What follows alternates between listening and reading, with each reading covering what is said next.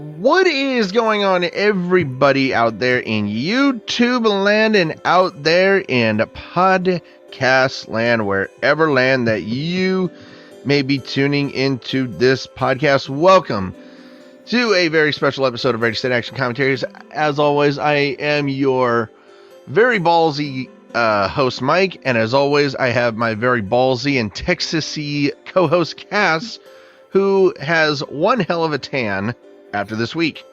Hell yeah. What's up, everyone? As you guys can see, we are getting into by far the greatest movie ever made, Titanic. As you guys can see, this is the third time we are reacting to this movie on this show, and it's so funny because, you know, Cass is the third co-host to do this movie with me. Woo. Hell yeah. All right, give me one quick second. Sorry.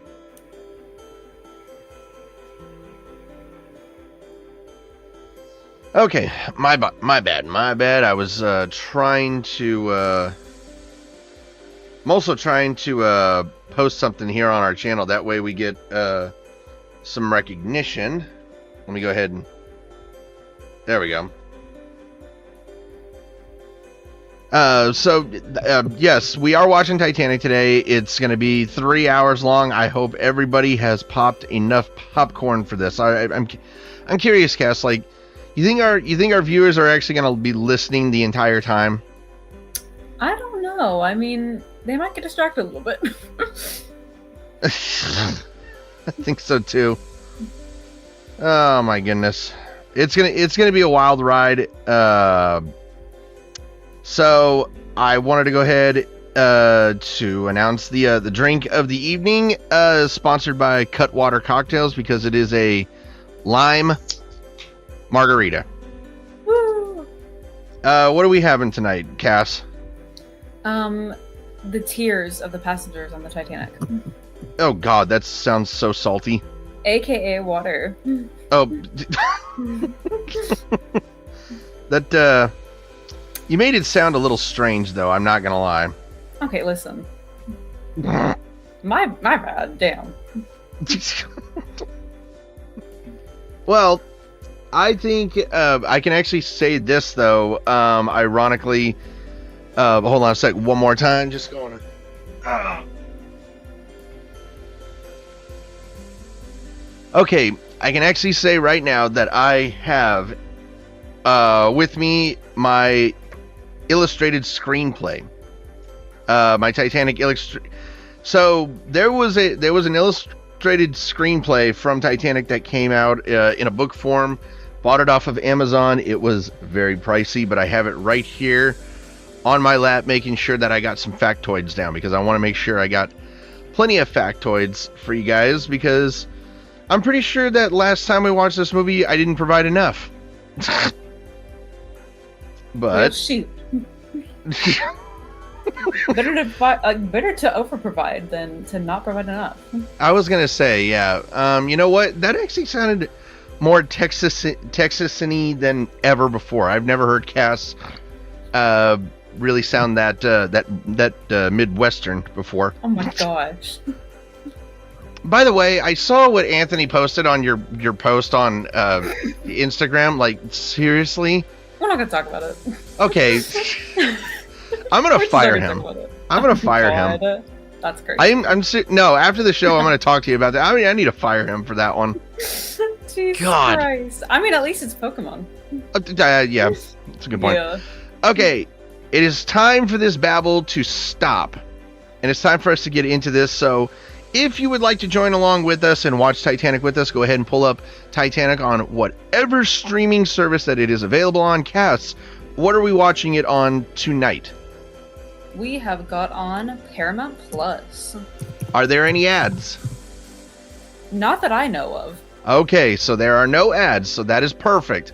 And I made sure that the volume on my television, it will be just loud enough to where you can capture some of the audio, and it will not get any copyright infringement. Me, myself, I have it on my, by the way, 4K Blu-ray edition. It's actually hold on a sec. So I got one, I basically have three copies of the DVD. Jeez. So Yeah. That's great. Alrighty. With all that being said, let us go ahead and get into Titanic. So, Cass, are you all ready? I'm all set. Let's hit an iceberg. Oh, Jesus Christ. Yippee! With all that being said, quiet on the set. Ready, set, action.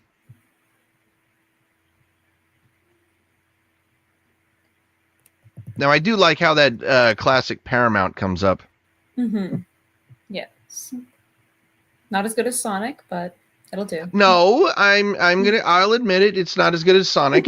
It was definitely not as good as Sonic. It's okay though.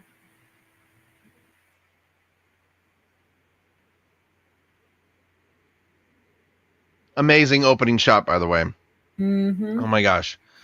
That shot, incidentally, was kind of like a homage to a photo that was taken of Titanic the day that it left Southampton. Oh shoot. Now, one big gigantic reason why I love this movie so much, the orchestral score in this film is unbelievable, and the woman doing the vocals is unbelievable. Titanic. Oh. It's just absolutely amazing. Her vocals just truly, they make you feel. They do. And I feel like that's okay. Right here, I can actually tell you that this is actually miniatures and fog machines. Jeez. But James Cameron made, I think, 20 dives down to Titanic for this film. Oh my gosh. And you can tell, and there is actual footage of Titanic in this, of the wreck. And you can tell what's real and not real, of course. Mm-hmm.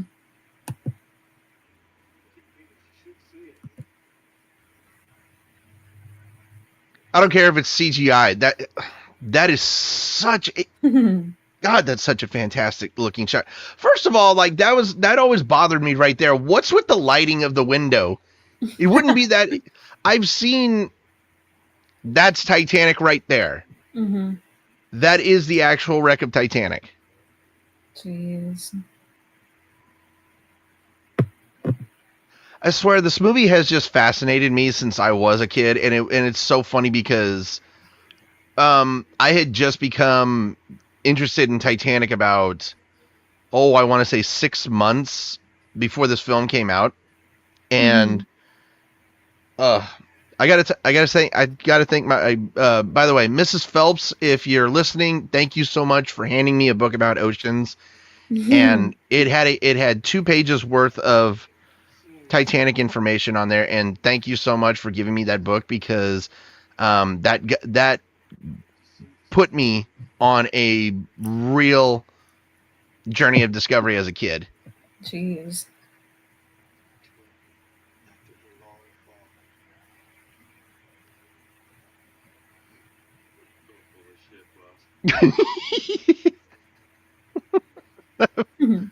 For some reason, I always laugh at that. You are so full of shit, boss. Like the way let me go ahead. Let me just look this up, of course, in my screenplay that I have on me. Let's see. I want to make sure like that line was actually that line was actually in the movie. Oh my god. Was that once again another shot of the miniatures and the fog machines? Yeah.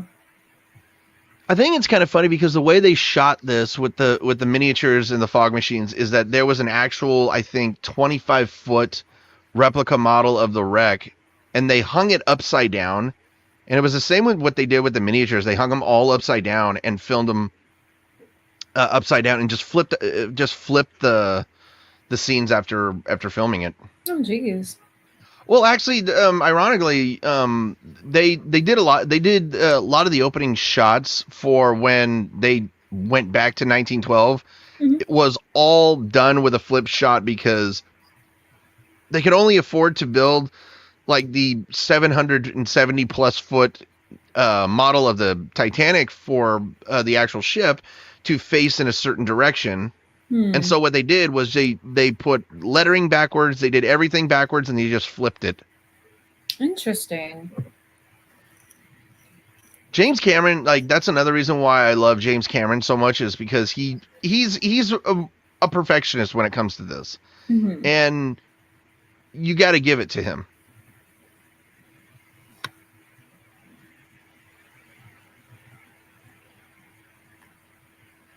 Why'd you have to get Russians involved, by the way?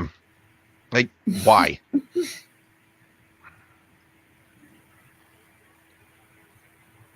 Snoop Dogg. Oh, you got a doobie? Oh my god.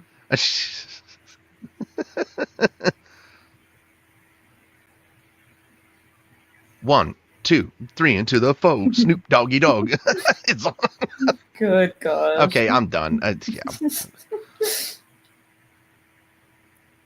I loved what they did with the shots right here of how they were able to basically sync their sets and turn them into the wreck, and it's just brilliant. Mm-hmm. No, not that one. No. Oh, that's crazy. Yeah, that terrifies the shit out of me. God.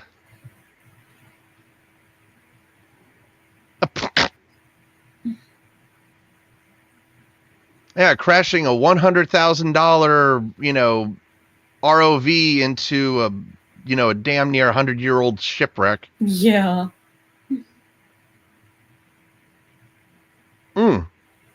Now, the room that Rose was in, I think it's hilarious because the room was originally designed as from, I think, Ida and Isidore Strauss, who had that suite, by the way.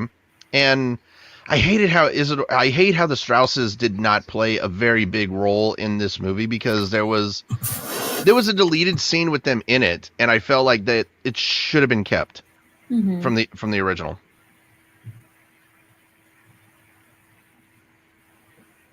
That's what she said. No. Oh my god. Ew, okay, that was gross. Got ugly teeth. Now, that line is actually not in the original script, and I love the fact that whoever's playing Brodeen here decided to ad-lib. Oops, Yeah. Somebody left the water running. This must be one hell of a water bill for the shipping company. Jesus, yeah. Oh,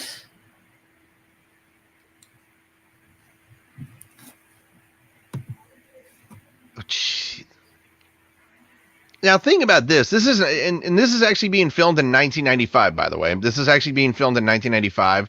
So, think about that. This is 1995 technology. Yeah.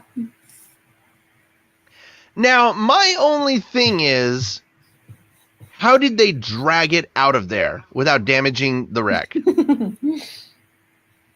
Very true. Oh, what that's such a great shot. But again, you're on a Russian ship. Why'd you get the Russians involved?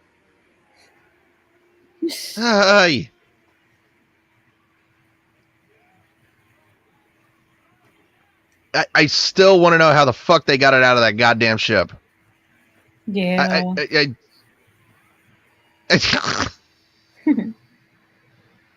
I keep forgetting to say, rest in peace, Bill Paxton. Absolutely amazing actor.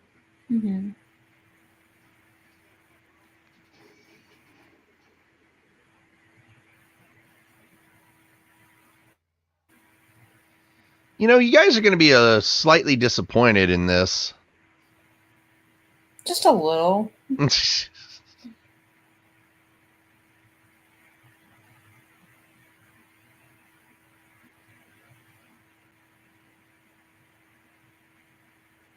Now, just imagine if you actually were to actually keep the the old money that you found on that ship. Imagine just how much that, just like a $5 pound note is worth. I know.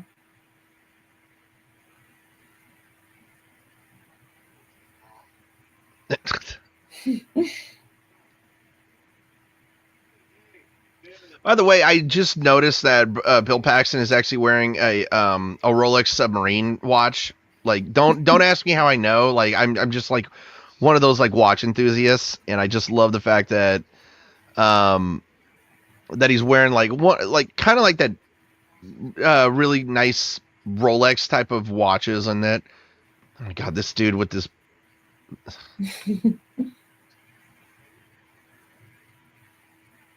Boobies!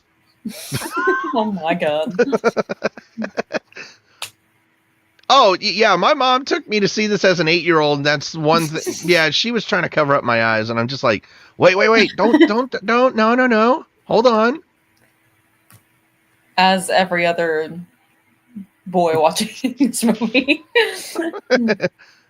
Or girl, we don't discriminate here. I was going to say. Yeah.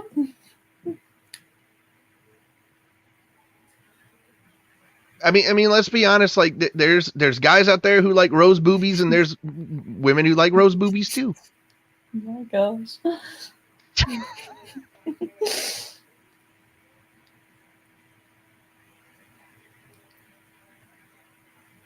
Gloria. Wow. My gosh. I think it's hilarious because oh, tell me, shoot. Gloria Stewart was actually made out to be, she was 87 at the time, and she actually had makeup that made her look older. She hated putting on that makeup. Damn. She looked good. She looked good as an 87-year-old though. Right? And she died. She actually died at 100 years old. Oh my gosh.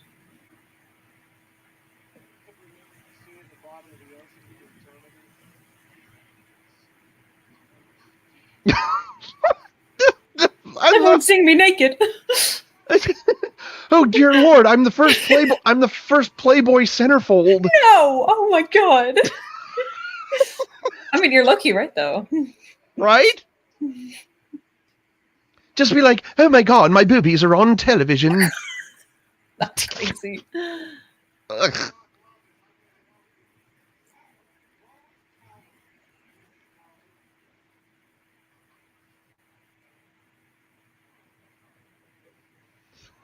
I was gonna say. All right, you have my attention, Rose. Can you tell us who the woman in the picture is? Oh yes, the woman in the picture is me. Now I need to say this: like James Horner, God rest his soul. I feel like he did an incredible job when it came to composing the score for this film. Oh yeah, And it definitely. My God, I can never get over his fucking t-shirt. It's a smiley face with a bullet hole there. God, that is so Minion. Oh my, just my for some stupid reason I want that t-shirt, but at the same time it's just like that's very, very dark to be wearing. But no, getting back to what Rose said, I love her line. Like there was Brock, he said I'll be goddamn, and then it's Rose, she's like I'll be goddamn.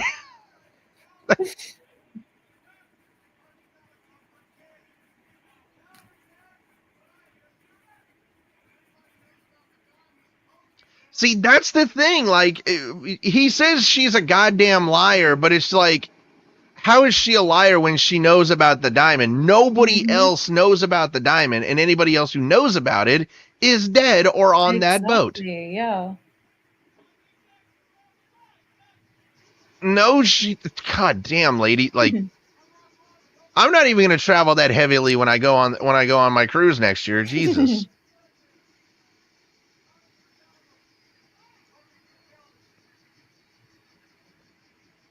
Oh God, she brought her fucking fish too. Hey, she's got her priorities set. You know what? I'm not gonna, you know, ugh.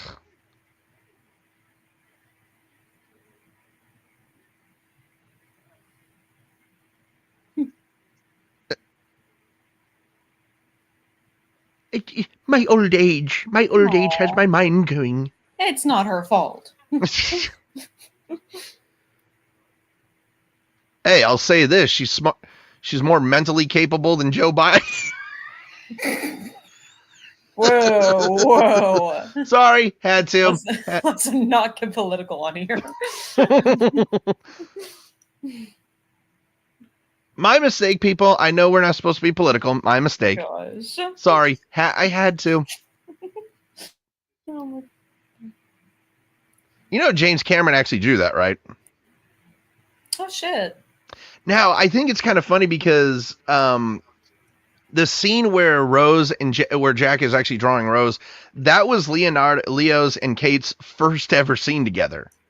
And I think it's funny because I did not know that. Oh my God. yes, so James wanted them to get very comfortable, and he talked it over with Kate firsthand. He's like, "This is how you two need to get acquainted." And so, first scene, here comes Rose, and the reaction that you see Leo have, that's his genuine. He's like, "I wasn't expecting this." That's crazy. Nathan Hockley, that's right. It's Steel time. Once again, real quickly, shout out to Cutwater Cocktails for their lime margaritas. God almighty. Like, I know, like, I think it's kind of funny because it's so easy to screw up a margarita, but it's very difficult to get a perfectly good margarita, if that makes any sense. That's valid. Because, I mean, be honest with me, Cass. I mean, if you add too much tequila to a margarita, you kind of taint the flavoring of the margarita. And then if you don't add enough tequila, you're just not going to get a buzz. Just what's the point? Yeah. You're just drinking lime juice at that point. Yeah.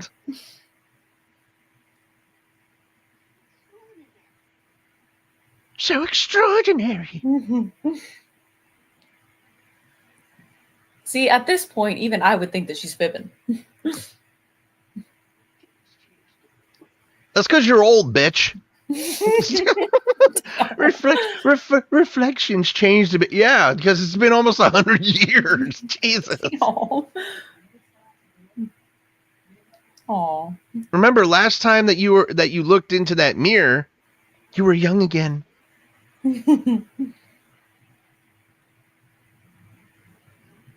Oh God, this National Geographic CGI horse shit. That's crazy. You know, this is actually one of our best viewed shorts from a couple years ago. Is when I mentioned like look at it, like this is such National Geographic shit right here. Now, originally he was supposed to describe the entire sinking, not just the bow sinking, but also the stern sinking and imploding as well, because the bow section is actually in a more in such great condition, but the stern section, if you actually look it up, Cass, the stern section on its way down actually imploded. That's why the stern section looks so mangled and just so badly deteriorated. Right.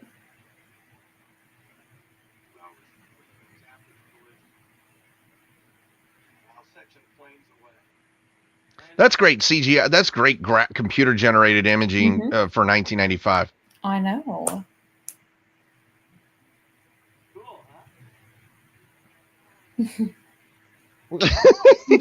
Thank you for that fine forensic analysis, Mr. Bodie. Like, at this point in time, Rose is... I feel like she's got as much sass as you do, Cass. Yeah. Oh, is that where you get it, Cass, from? You get it from old Rose, huh? I'm an old soul. Girl. Wow. I know. Okay. I'll remember that.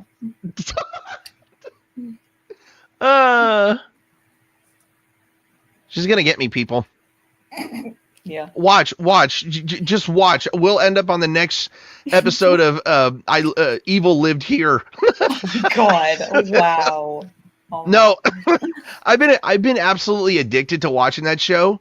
I've been binge watching the hell out of it over on Max, nice. and it just shocks me. It's just like the most fucked up things that people have done on that show. Yes. Oh. Now, for people who don't understand, that's PTSD right there. All right. Yeah, I am an advocate for mental health, for soldiers who do suffer from PTSD, but that right there, folks, is PTSD. That is survivor's guilt. Mm-hmm.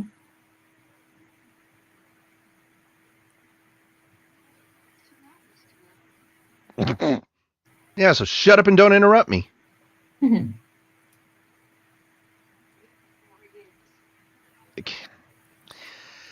That fucking gif. I swear, that fucking gif. It's been 84 years.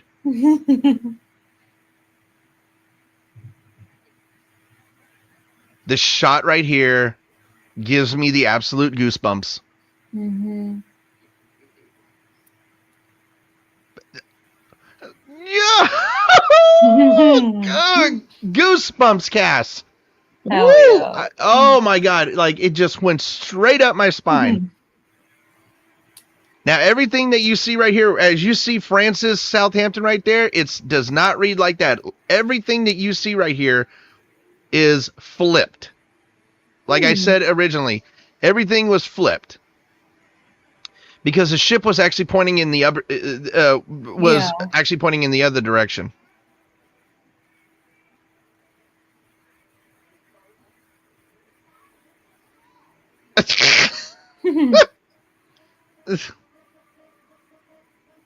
So I did actually look up this girl, Alexandria Owens Sarno. Mm-hmm. This is the only movie she's ever done. Damn.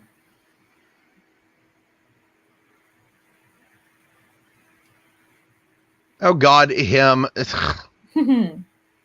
Billy Zane. Yay.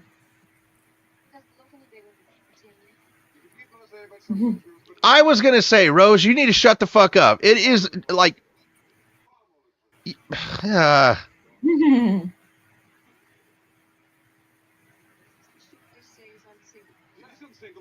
now that was a whoever printed that in the newspapers. They said it's virtually unsinkable, and people took it to an actual heart that the ship literally was unsinkable. Right. The one thing about Titanic is that the disaster was not just I think the thing that really fascinates people the most about Titanic, and especially me, is you have to admire the human error in everything. Mm-hmm. At this point in time, we're in the Gilded Age. Yep. And technology is truly like developing itself. It's become, oh Jesus Christ, man! And they treated, you know what? They treated steerage passengers like animals back then. I'm sorry, that pissed me off. But no, I mean, so back in the Gilded Age, everybody, like so many people, were putting their hands in this new technology, and they had such blind faith in this technology, and it was their downfall. Exactly.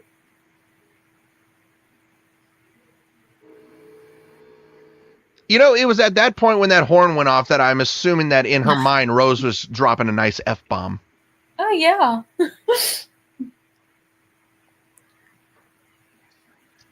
Here he is, Cass. Young Leo. Yep. The funny thing is that Leomania did not start with this movie. Leomania actually started with the movie that he did beforehand. Mm-hmm. And Romeo plus Juliet. Yep. And, you know, I actually just thought of this. We really should react to Romeo and Juliet with Leonardo DiCaprio. I actually think that I can actually remember. I think it's such a downplayed movie because I feel like Leo should have won an Academy Award for Best Actor, not just for this film. He should have won it for Romeo. Yeah. because he did such a great job as Romeo. But the problem with Romeo and Juliet is that it's such a like I can actually remember this. The acting was not great all around from a lot of the actors and actresses in that film. Valid.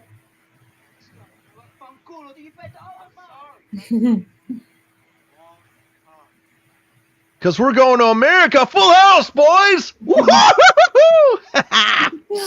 God.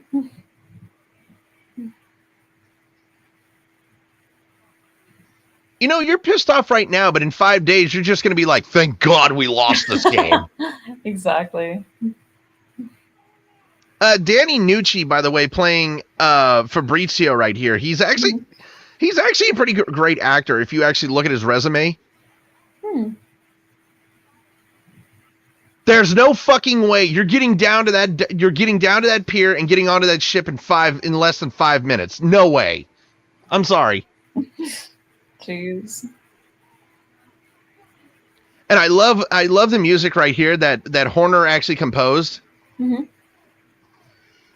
It's known as Jack Dawson's Luck, and I have a playlist on my phone, and I have all the songs in chronological order from the film, and it's awesome to listen to. Nice.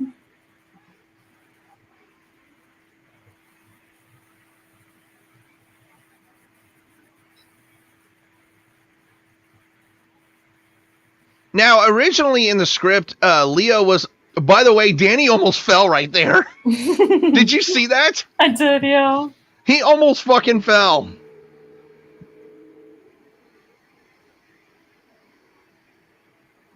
Ugh. Casting off. Damn. Bye! That's gonna be you. That's crazy. Oh, jeez. Cass, I can't wait for it. I just can't fucking wait. Mm-hmm.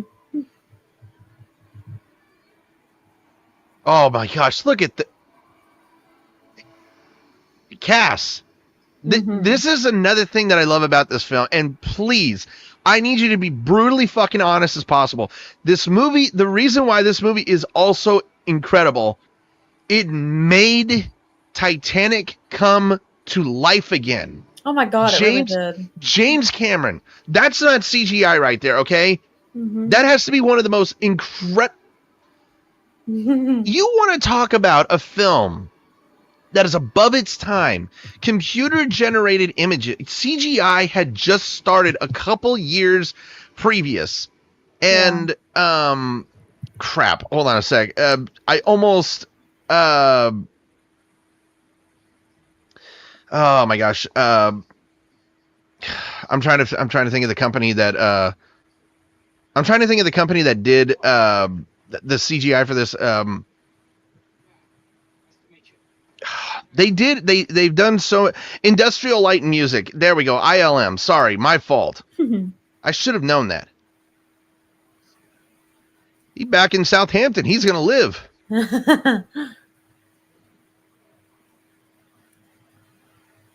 Oh, that's gonna be me before we even cast off. I'm gonna have a bottle of champagne in my hands. But no, I mean, like, you look at the CGI that was used in this movie, like, so far, Cass, and it doesn't look like CGI. It looks so realistic. It looks so much more realistic than CGI today. It does. That one right there. The difference between Cal and I's taste in art is that I have some.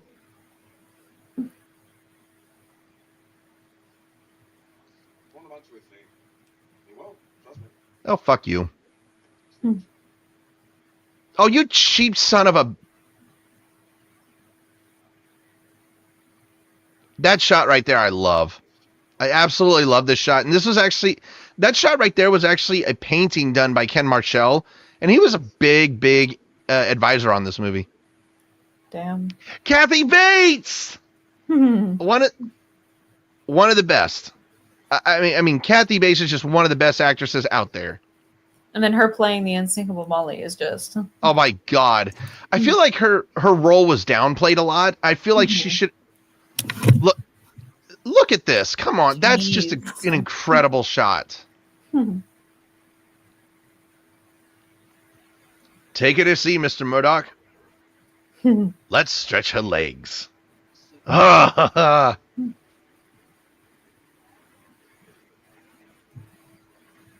They're just going on literally day two of the cruise, and they're just like, you have no idea what's coming in 3 days, do you? I know. Kind of gives you almost a sense of foreboding. Just a little. And I love how James made these full-on models. Mm-hmm. He was so adamant when it came to getting these models down, because now the boiler room right here, I absolutely love what they did for an effect right here. They only built a 100-foot boiler room, and what they had was to make it look longer, they actually had a mirror. They had a mirror put on, and it made it look a little bit longer. Damn.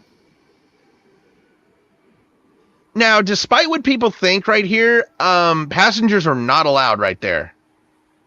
They were not allowed at the front of the ship. Yeah.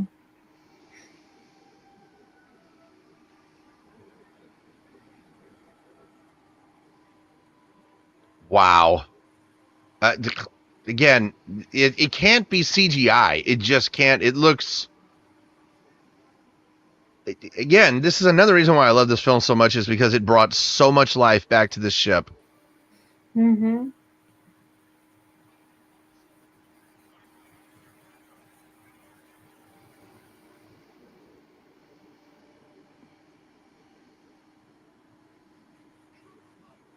Now, I've always been curious of how they actually filmed this. I thought I had the right information, and turns out I didn't.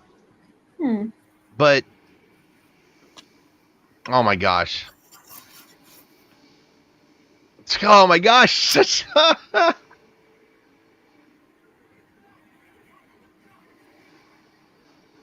Now, oh my god. Cass, how is this CGI right here? How? No, it doesn't look... It did not look CGI at all. Now, the infamous line that Leonardo DiCaprio is about to say here, he was actually upset that Leonardo did it because it was not in the script. Oh. But it became such an incredible shot that James kept it in there, and now it's known as one of the pinnacle lines. Here we go. Yep.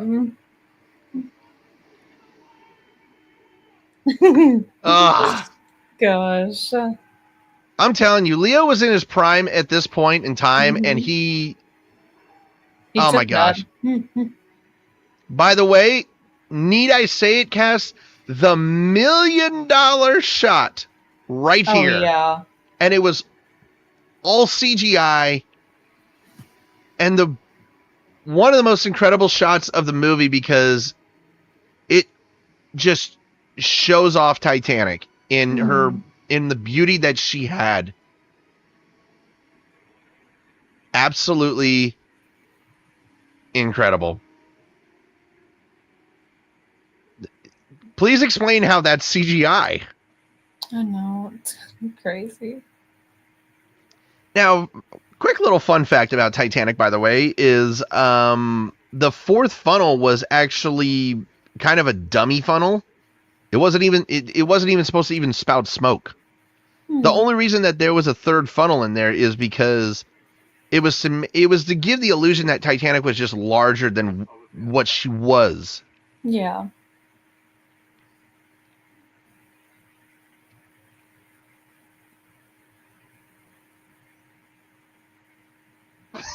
She just... Oh, you cockhole. That right there is from watching crime dramas, that's a controlling sociopath right there. Yep.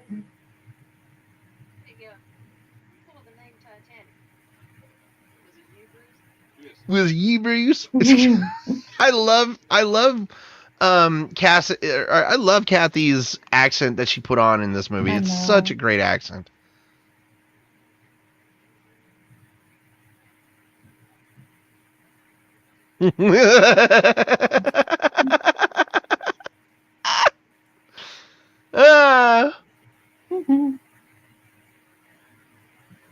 I think it's hilarious. Rose is. By the way, look, did you notice that they're using a fork for grapes? I did not. What the fuck? And I love it right there because Ismay doesn't realize that Dr. Freud's about the male preoccupation. Remember, dick measuring.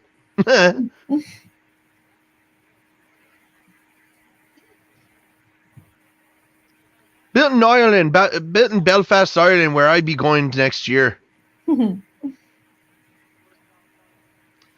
Jason Barry. Jason Barry, an incredible Irish actor. He is actually from Dublin, Ireland. He actually starred in The Still Life, and that won a ton of awards. Mm. I'll be honest, I've had that stare before too. It's like how the angels fly out of your arse to get next to the likes of her. Gosh. Now, the look on Kate's face right now, that is the look of somebody who is trapped. Exactly. And prime example, like,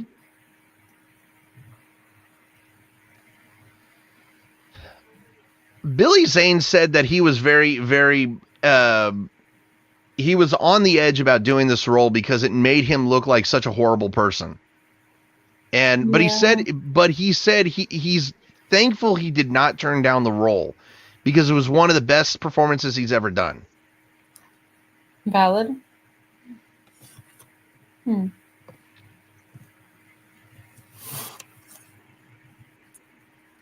again, like this goes now. I can actually say this on this podcast, and I can actually confidently say it with Cass listening. I've been at that point in time in my life where I have come very close to ending my own life, and it's never fun. And yeah, I mean, it. There comes a point in someone's time where you just feel so trapped. You feel so upset with yourself. You feel so lost that you just feel that that's the last option. And I will say this, I thank God every day that I never ever went through with it. Because if I did go through with it, I mean, would I really be here talking with you guys making this incredible podcast with Cass? Well, we're happy you're here. I appreciate it. So I forgot to mention David Warner, who's playing Lovejoy. He actually, did you know that he actually starred in the second Teenage Mutant Ninja Turtles film? I did not. Yeah, go ahead back and watch Ninja Turtles Secret. You know, Damn. later here in a few months we do have to go back to the Ninja Turtles trilogy because I feel like we deserve a revamped because one thing that I love about Cass is that she and I can nerd out to movies like that. I mean, look what we did with Sonic. Again, you know, this always gets to me in the film because I've been there. Rose, I've been in your shoes before. About to let go. And this is what Rose needed. Somebody who noticed her, somebody who cared, somebody who reached their hand out. Miranda, I'll pull you back over. No, stay where you are. And this is another reason why I love this, like why, because people think, I hate it when people say, oh, this is such an overrated movie. It's we all know the ship sinks. That's not the point in the story. The point of this big plot is the point of this film is that Jack was a third class passenger at this point in time. He had no status in life above third class. You had a highborn first class lady who is on the verge of committing suicide because she thinks nobody cares. Nobody's going to hold their hand out for her. And Jack is right here. He doesn't care that he doesn't know her. He's willing to hold her hand out, or willing to hold his hand out for her.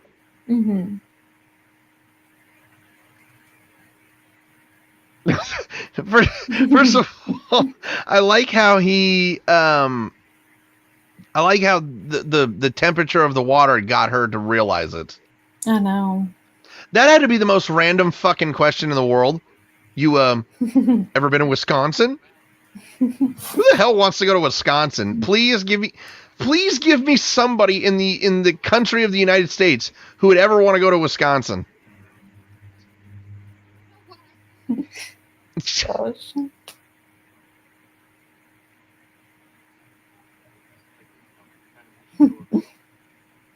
You haven't flirted with a lot of women, have you, Jack? Yeah, it doesn't look like it. Well, I mean, he's got a point. Like, she necessarily does look like an indoor girl. Like, let's be completely honest.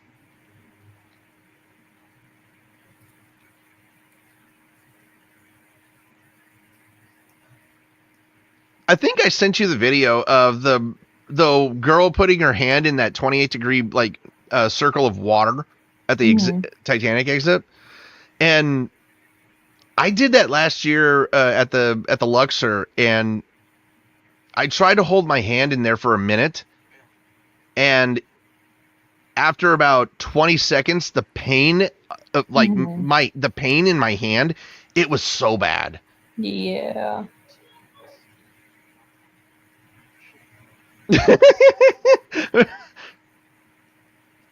I love the fact that Jack called her out right there. She's like, "You're crazy."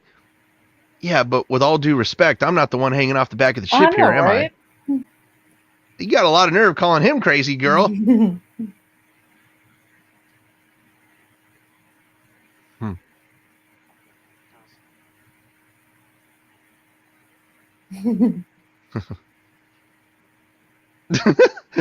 Gosh. Good. I will say this, for a long time, that always, like, even though I knew it was coming, it always gave me a jump scare. The first time I watched it, I actually hit my mom's like bowl of popcorn and it actually made her have a lap full of popcorn because I jumped up so much. Jeez.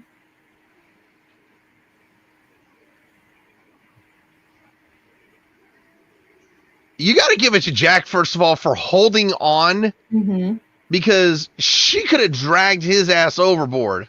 Uh-huh.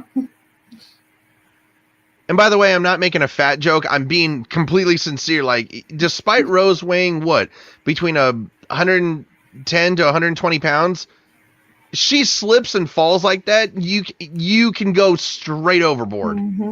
Yep. Jack just had that upper body strength to like keep himself from not going overboard.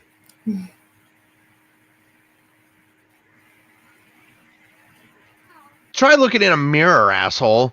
Who's the filth here?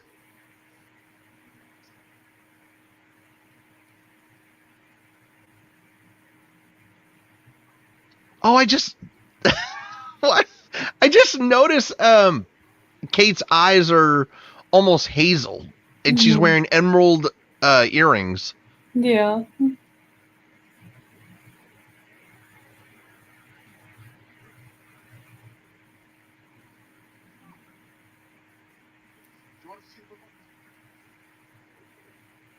By the way, remember when we watched The Night to Remember? Yeah. There's Bernard Fox right there, Mr. Frederick Fleet from A Night to Remember right there. That's crazy. His second Titanic movie he's ever done. Jeez. The look on Jack's face.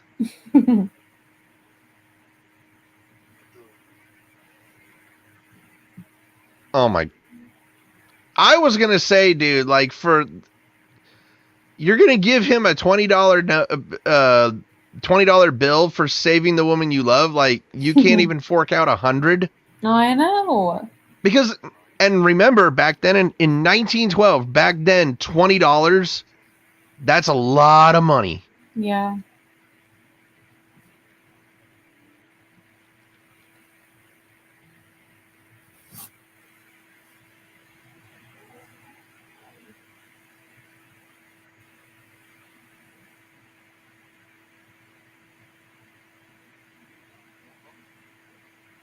Okay, I'm going to say it right now, Leo. You need to quit smoking cigarettes, bruh.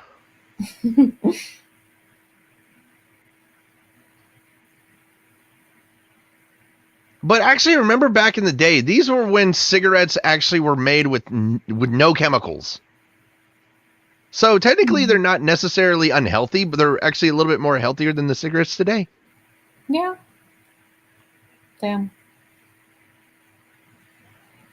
Now, there was a deleted scene with Rose where she went back to her stateroom before she started running to the back of the ship, and I feel like that deleted scene should have been left in the film because I think it was about either 40 or 50 seconds, and she was trying to take her dress off, and she ended up throwing a ton of stuff around the room, basically showing her descent into desperation. Yeah. Woo! Jeez.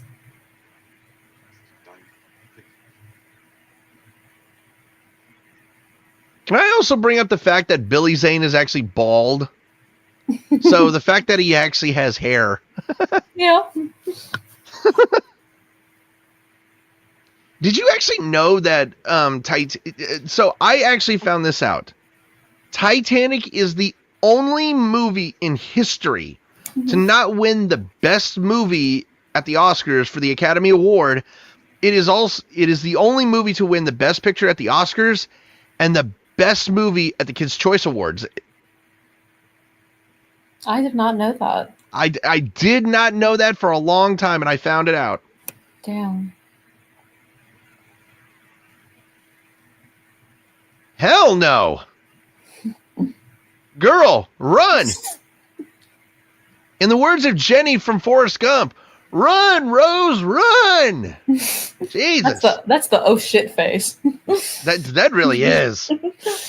Gosh. Now there was another deleted scene. I feel like it should have been kept in.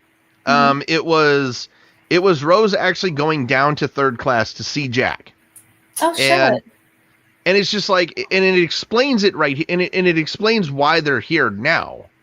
Because it was right after that shot where Rose had the necklace on, and she said it felt so heavy, and Brodeen was making fun of her, saying you were going to kill yourself by jumping off the Titanic. All you had to wait was 2 more days. Damn. And but I feel like Rose going down to third class should have been kept in there. I think so.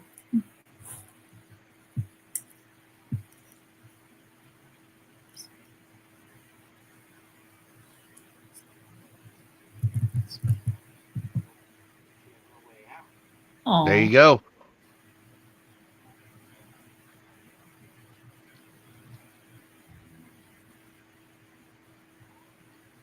But I just noticed, like, they panned to the shot where Rose was going over there, and I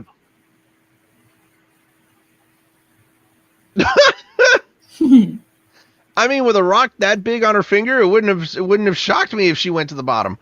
Honestly. But when they were panning to Rose when she was moving over there, they accidentally got a shot of the beach there in Mexico. Shit. And you could actually see the waves coming towards the shore. Okay, that's crazy. You shouldn't be asking me this.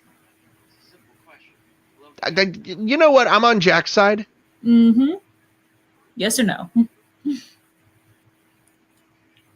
Right there, it should tell you she doesn't love him. Mm-hmm.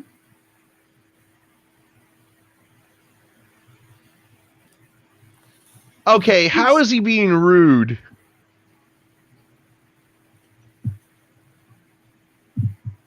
And you've insulted me.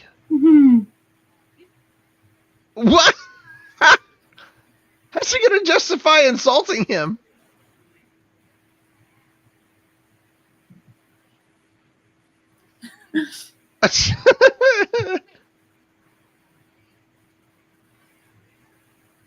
Oh, well. That was being rude. The look on Kate's face. Like, the look on Rose's face, she's just like, You're Mhm. calling me rude? This is a scene that I absolutely love because it shows the building chemistry so far. Mhm. Like Jack and Rose just building chemistry together already. Yep. Oh my! Oh, I just know shit. What?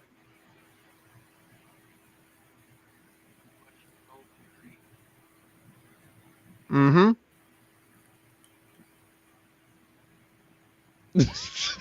Yeah, go ahead. You can say it.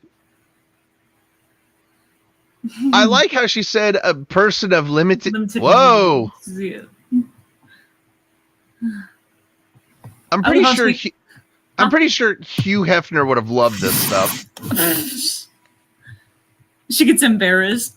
Mm-hmm. Gosh. Oh, good. Okay, first of all, that's disgusting right there. First of all, girl, you need to take a razor under them arms. Ain't nobody want to see no George of the Jungle woman under their arms. Jeez Louise.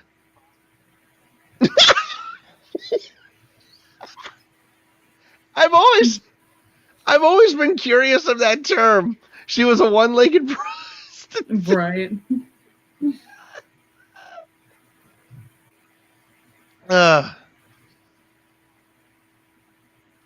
Why did that look like Kathy Bates for a second?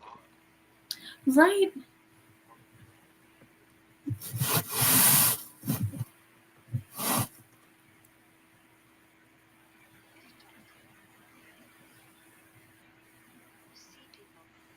I see you.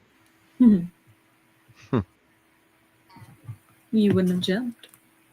You wouldn't have jumped. And she looks so insulted right there.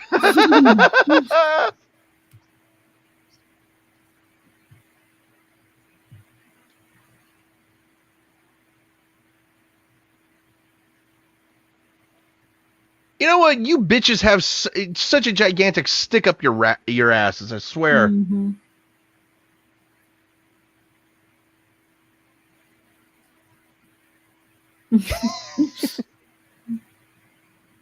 Cunts. That was a problem back then, back in those days. Is like the rich people were just beyond stuck up. Yeah.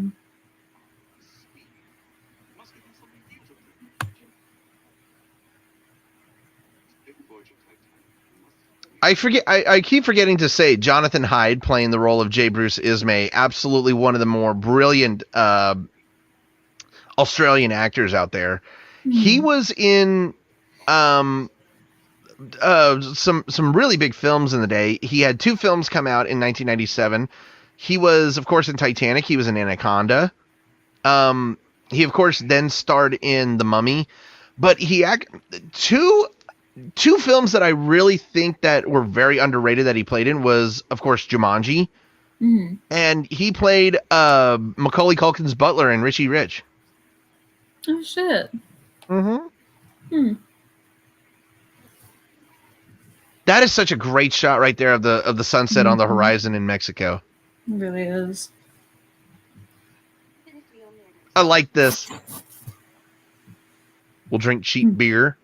We'll ride on the roller coasters till we throw up. Now you're gonna have to do it like a real cowboy. None of that side saddle stuff. One leg. Oh God. Teach me to ride like a man. And shoot tobacco like a man. And Spit like a man. They didn't teach you that in finishing school? This is such a great scene. I swear, this part and like closer to the end, take a shot every time they say each other's name. Because Oh my God! gosh. If you did that, if you took a shot every time they said each other's name, we would be dead. Yeah. Okay, we would be. You and I would be both like. Okay, I feel like Cass and I should play a drinking game on one of these shows one of these days. One of these days, she and I are going to play a drinking game. Well, I'm screwed. That was an evil little laugh you just did.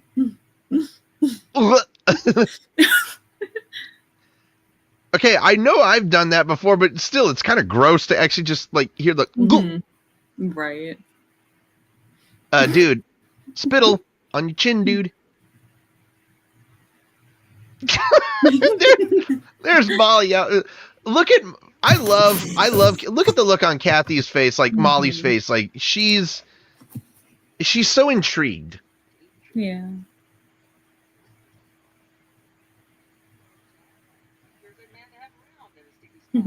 Jack is a good man either way.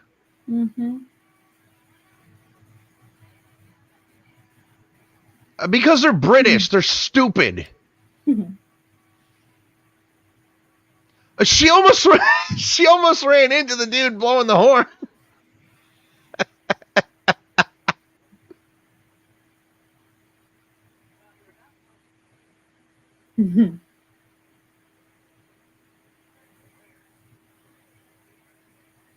That will not make it, dude. I'm sorry. Nope.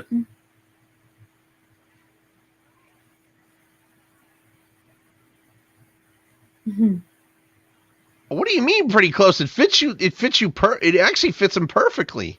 Right. Oh, look at that. That's such a great shot right there. By the way, you can see the camera right there. The reflection. Oh my God, I love movie mistakes like that. But let's be truthfully honest. Like, how would you be able to get that out of the shot? Right.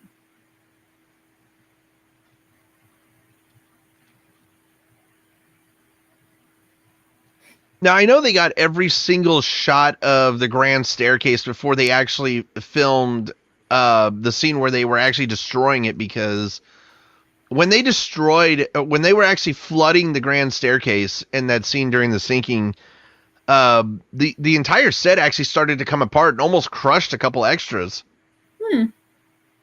And so that's what a lot of scientists have been saying, that's what happened to the grand staircase.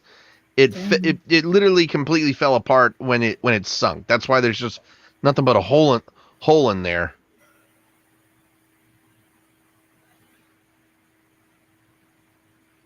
Jesus, Jack, just stop.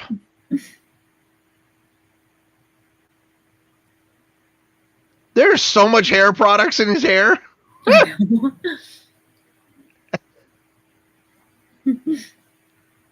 Oh my God, he was so... I swear. It was like a dog chasing a stick, him rushing just to kiss the hand of the Countess. Oh my... That is such a beautiful dress that Kate is wearing. It really is, yes. Trent, take notes. This is what Cass wants to wear. Oh my gosh. I just want to recreate this whole scene, yeah. Oh my God. You need to make sure that Trent shaves off his mustache first. Oh my God.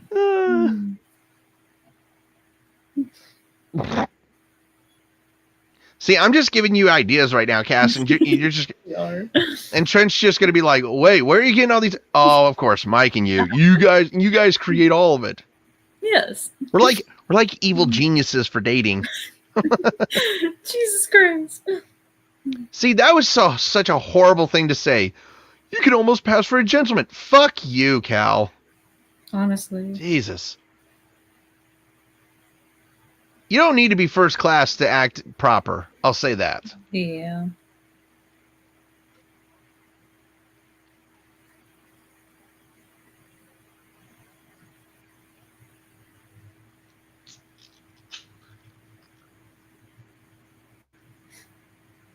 So John Jacob Astor's net worth at this point in time of his life, at the time of the cruise, was, I think, $7.3 million. And I can't remember how much that is adjusted for inflation, but Not necessarily a lot.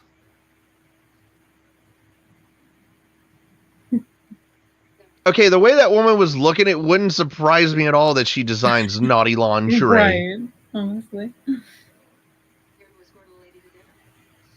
Now, see, that's class right there. See, tell me that ain't class by Jack. He's not just escorting one beautiful woman to the dinner. He's escorting two great ladies. Mm-hmm.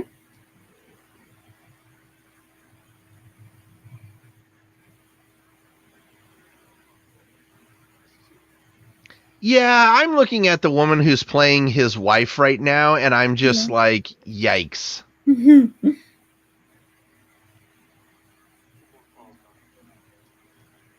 Now, I think it's so funny because Chippewa Falls, it did not become a town. Or no, it actually, it got a huge mention, and it, like, the amount of people visiting Chippewa Falls after this film was incredible. Hmm.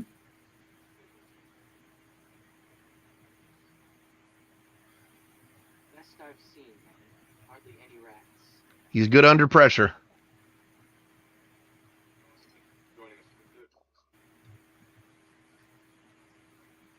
Oh, I'm telling you this. You invite me to a dinner and you're giving me unlimited free champagne. I'm drinking it. I'm drinking until I bust.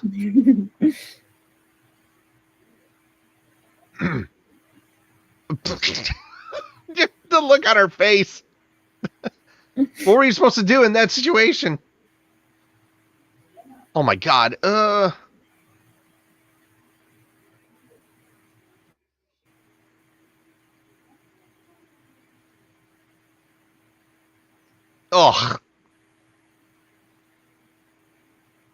None for me either. Blech. Yeah. I have not met a single freaking person who actually likes caviar. I've never met a single freaking person. I've never had it. Ugh. Don't bother. You're not missing much.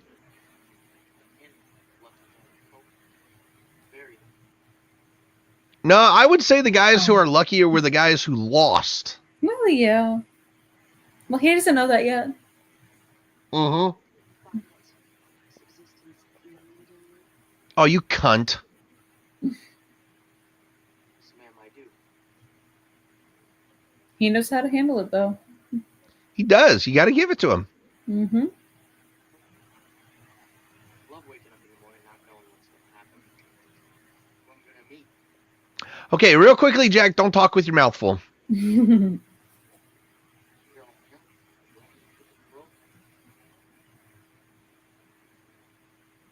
Bro, your class wasn't even... I love how he said... I love it.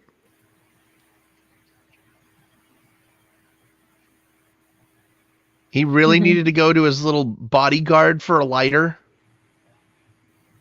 Jesus Christ. I'm just looking at the china that was used in this movie, and they did recreate a lot of it, and I know a lot of the cast members and extras were able to take a lot of it home, and they sold off a lot of the props to it, and they made a really good amount of money, but they donated the money to charity. I know that. But I mean, like the china and the crystal that was used on this ship was just incredible. Right.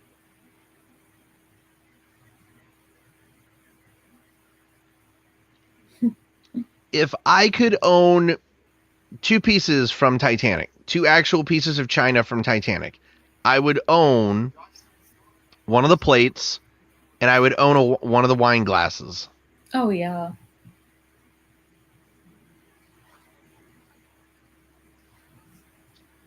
Wouldn't interest in me either. It sounds like y'all are about to turn into CNN. I ain't turning into that channel.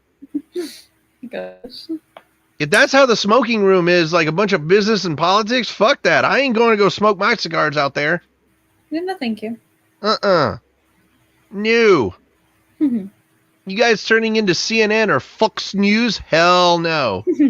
That would have to be the most boring conversation in the world. First of all, that was so high school of Jack to do that. I know.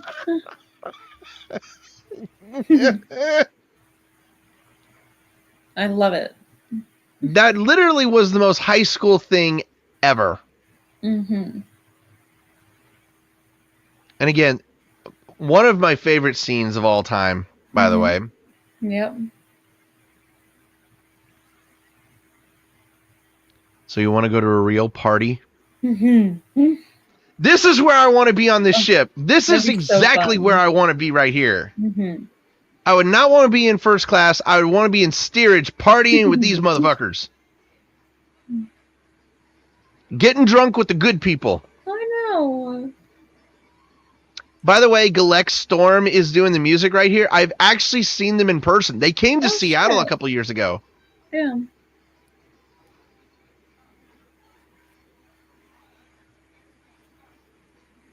I no understand you. You must speak English, please. Okay, that's... Whoops.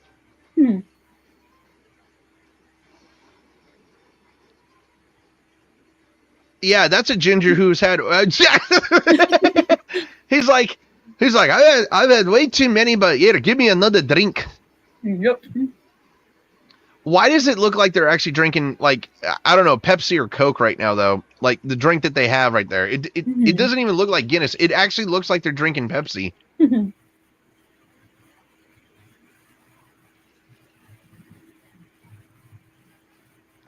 His hair was different on that last shot. That was his plan all along. Mm-hmm. Oh, You're poor still Cora. my best girl, Cora. So I will actually say this, like a couple years ago when I was engaged, when I was watching this movie with my ex and her family, I did this with my possible future stepdaughter. We were actually dancing along with this. Oh.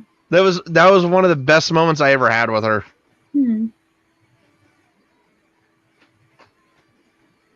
Oh, how can you not love Celtic music when you watch this scene? Mm-hmm. Okay, that's got to leave a serious bruise on your leg, just pounding those spoons on your fucking leg. Yeah. Okay, look at Jack go. He's got some moves.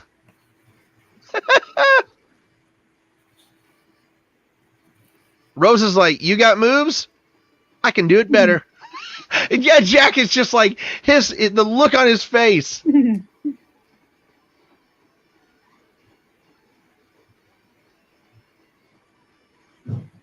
I swear, the rich girl can party. Oh, yeah. And this was another scene that I loved about, oh God. Oh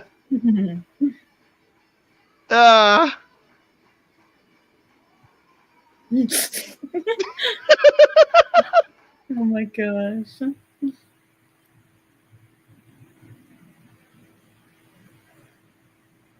I would hang myself. I'll be honest with you, Cass. If I had to actually be in that smoking lounge listening to crap like that, I would hang myself. Yeah. Check her out.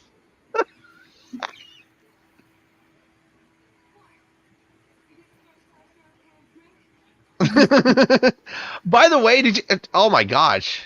Damn. By the way, did you actually see that her dress was soaking to begin with? Yeah. Yeah. So that wasn't the first take they did. Nope. Think you're big tough men? I love this by Rose. Jack got her to loosen up. And Jack got her to truly express herself as the free person that she is. Gosh. Ow! Golly, girl. Jesus, Mary and Joseph. Oh, of course, we have Cal's little bodyguard having a...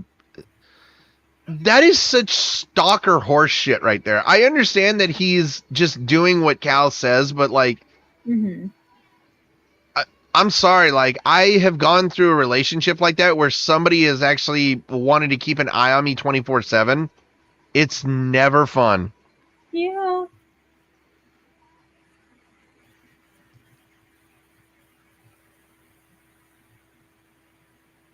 Oh boy.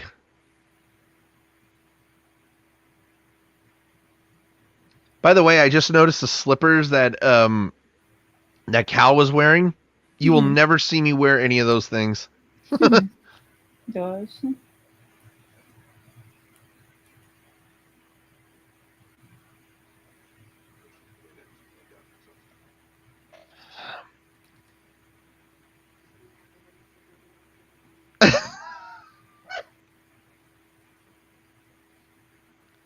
What did she do to embarrass you? Like, she didn't do anything except party. I know.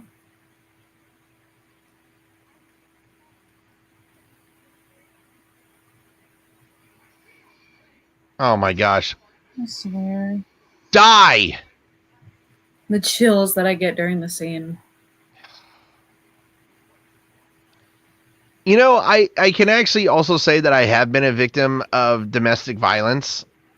And I'm glad I survived it, but it's just like, I understand what women go through, you know, being a victim myself, but I understand what women go through because you got to deal with people.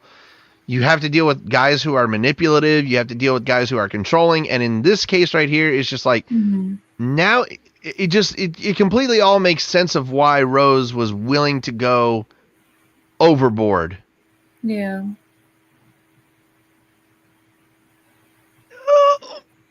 Anybody just not take a deep breath right there? God, what the fuck was wrong with y'all women wearing corsets like this? Jesus Christ, did y'all not like breathing?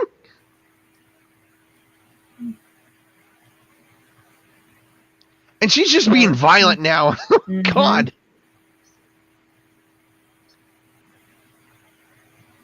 I absolutely love Frances Fisher. She's such a terrific actress, by the way.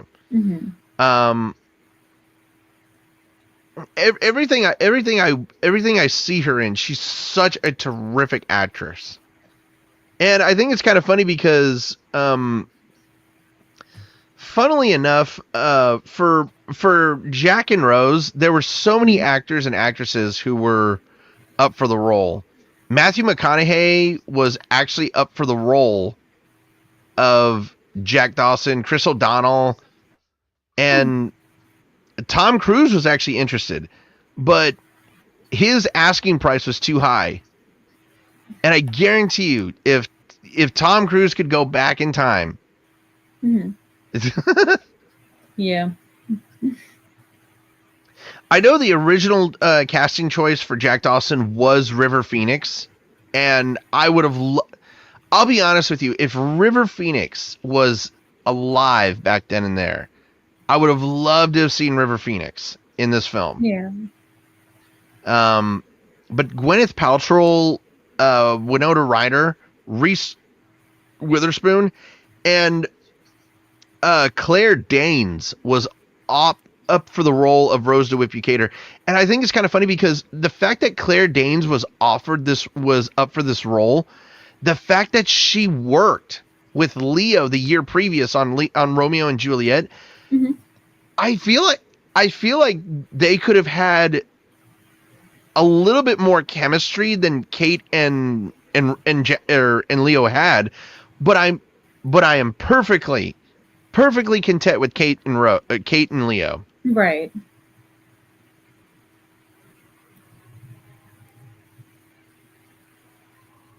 Okay, I'm one of those people in church, whenever people sing, I'm just there standing and just mouthing it. Yeah, that's how it was in choir. How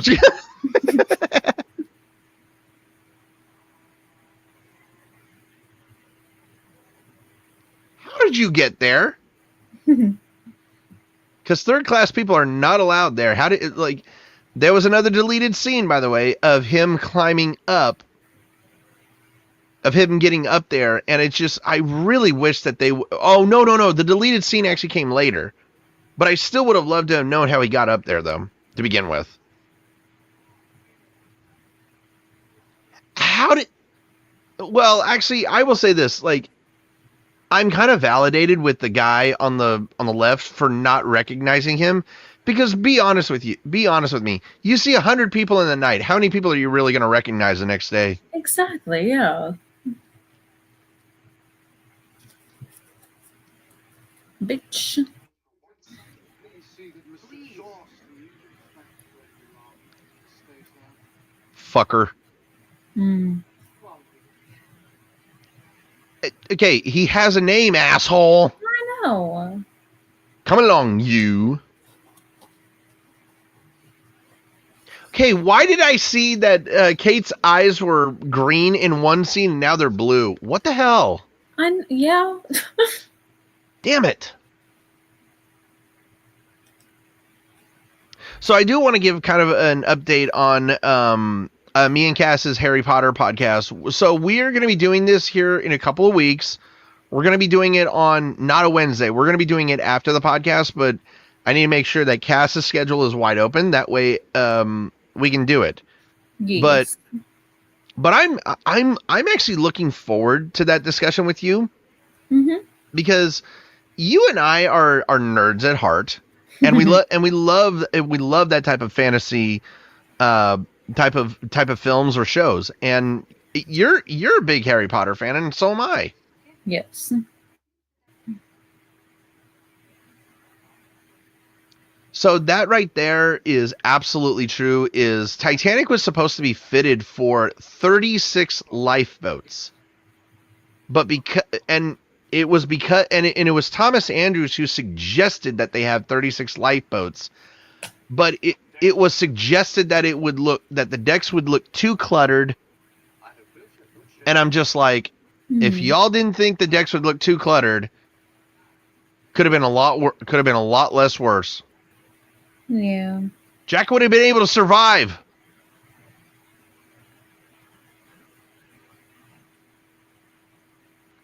I was going to say, take the hat off, Leo. I can't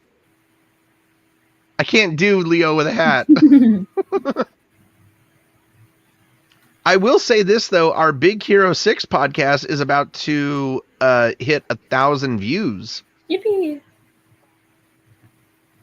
That is the I would have worst. walked right out the door. I was going to say, that is one of the worst flirts ever. God. Mm-hmm. Mm-hmm. You know, now I'm starting to see why some of the women you've been with are one-legged prostitutes. You don't know how to flirt, dude. Gosh.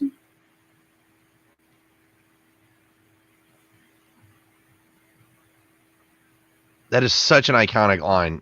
You jump, I jump.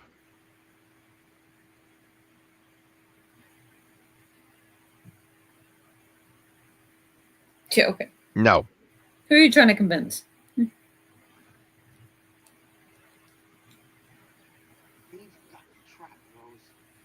Again, I want to know how it took Leonardo DiCaprio so fucking long to win a Best Actor award.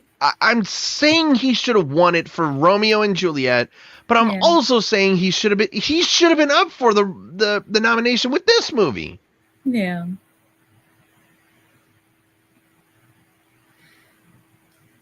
And I love how Jack is not trying to force himself onto Rose to try and save her.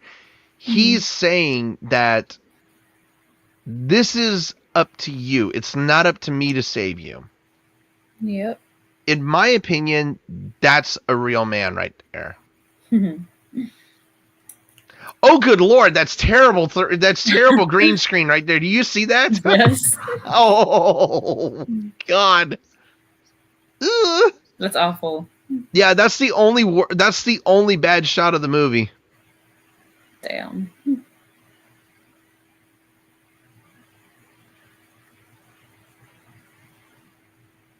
Yeah, you're seeing yourself, aren't you? Oh, Christ.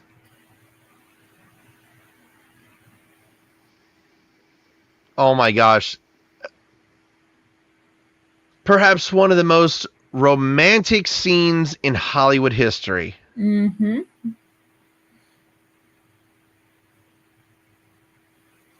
I'll be honest with you, Cass. I'm getting goosebumps just. I know. And I'm missing that young Leo face right there. That was such a Yeah. great smile. To all the guys out there who want to romance your females, take notes right here. Now, when this movie was being made, they had only a couple minutes to spare for the sunsets. Because this entire scene took 4 days to film. Jesus. Because James wanted to do it perfectly at sunset. Mhm. That's such a great shot right there. Okay, Jack, I have some advice for you right here. You see how she's dangling like this? Throw her off. You'll be able to fit on that fucking door.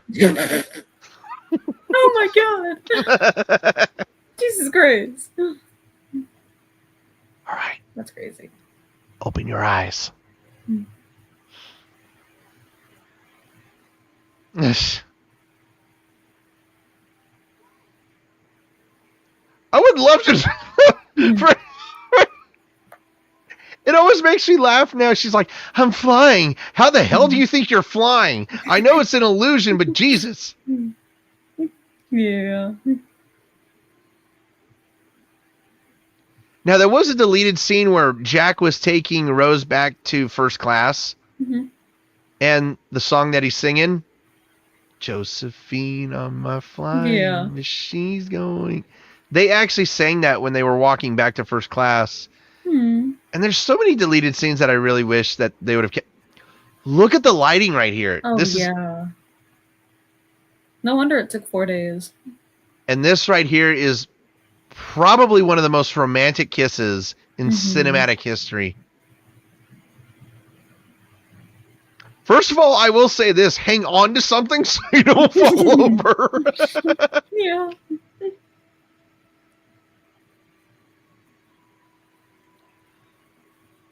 Oh my gosh. And I just got chills. I just got chills right there. That is such an incredibly transitioned shot. I love that.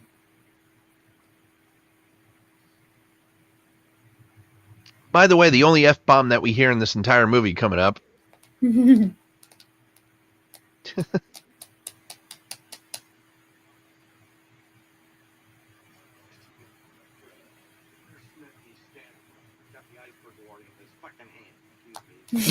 By the way, hey, Cass, might I add that he's wearing your home state flag? I know, right? Shout out to Texas, damn. I was gonna say the Texan had the only F-bomb in the entire movie. Hell yeah. I love the way that he said it though. He's like, he's got the iceberg warning in his fucking hand. Like he said it with so much contempt. I'm telling you, like the acting in this film, it didn't matter what type of role you had. If you had a small part or if you had a big part, every actor and actress in this film took this movie so seriously, and they did a fantastic job. They really did. Okay, come on, Jack. Don't talk in frog. Jesus Christ. I actually agree with that statement right there of Monet's use of color in shading in his paintings. Yes. How many cigars does he smoke in a night, and how much brandy does he drink? Jesus. Right. So they were saying that if the heart of the ocean actually existed today, if it has existed today, it would be worth $22.7 million. Jeez. I was gonna say if you're gonna only wear just that, you need to take that out of your hair. Yeah.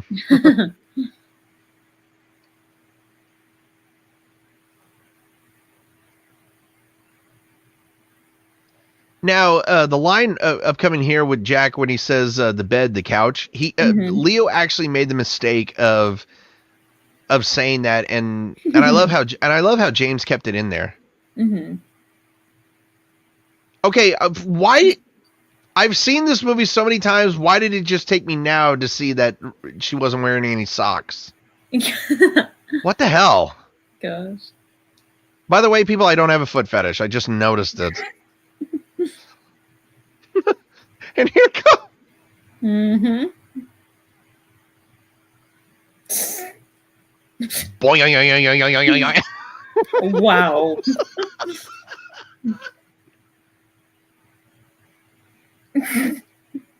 I feel like Leo's trying to hide it. Mm-hmm. Look. Jesus Christ. Oh my god. Oh god. I'm not going to say what I just saw. Okay, you know what? I'm not going to. No. I know Cass is just as vulgar as I am, but I'm not going to say what I just saw. Jesus. Yeah. Now again, you can tell that James Cameron did this the drawing because pay very close attention at the hands. They changed. Mm-hmm. See? Mm-hmm. His hands went from kind of muscular to bony. Yep.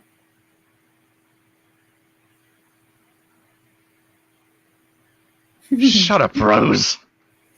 And I absolutely love this piece that James Horner is doing, and it was actually on another album of unreleased music that didn't make it to the original score for the film, and again, this is just one of my favorite pieces that James Horner did. Mm-hmm. And the best part about about it is that it was just all piano. Yeah.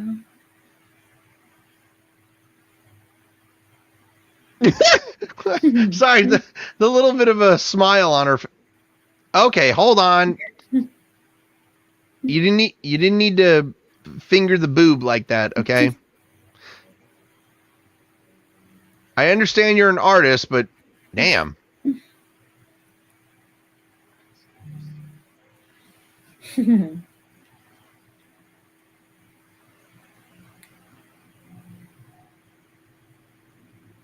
I swear, Cass, like it doesn't get old watching this film. Yeah. I mean, it's just one of the most timeless pieces of that, and I feel like this is James Cameron's best work. Yeah. Now, this shot right here is the transition right here was amazing. Oh, so I loved it. Mm-hmm.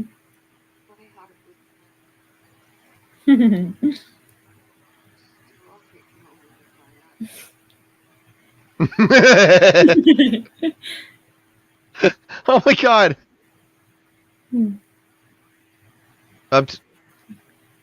Did we do it? Do it. God. That's a Texan asking that one, okay, Cass? Jesus. It wasn't the fact that he asked the question, it was the look on his face, and he's like, so what happened next? I know. He's just like, give me an image so I can go in the shower real quick. Oh God, no. No. You're gonna give Texans a bad rep. Stop it. I'm not giving Texas a bad rep. I'm just giving him a bad rep. Okay, valid. Now that shows the honesty right there of Jack right there. You saw him putting that diamond back in the safe. Yep. And you saw the money that was piled up there. But can we just talk about how stupid Rose was to put that damn drawing in the safe that she knows that guy goes in? She did it out of spite, though. Yeah, but like... Oh my gosh, this shot right here. Oh, that's fantastic. Yeah. But no, the reason why she put it in the safe was because... And she left Cal a note because he said, now you can keep us both locked in your safe. She was doing it out of spite. And she was doing it as kind of a a fuck you moment, and which I love.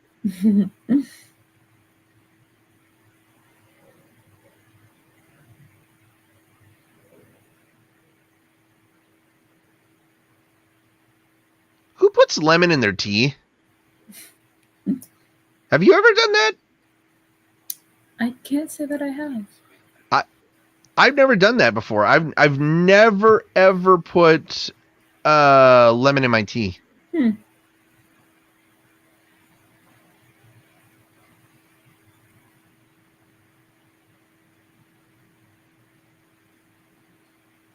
I love that dress, by the way. Mm-hmm. Quit worrying about your drawings, asshole. Just run. By the way, I love Bernard Hill, who plays Edward Smith in this movie. He actually passed away last year on May 5th. Damn. By the way, Lovejoy going for the Colt 45 1911. Run. Yeah. Wait. He's like, go, just go down. I love Rose. She's like, fuck you. Yes. God, again, the music right here. Oh boy, look offended when he smashed into him. Whoops. There was another deleted scene right here where Rose was describing Lovejoy right here. Mm-hmm.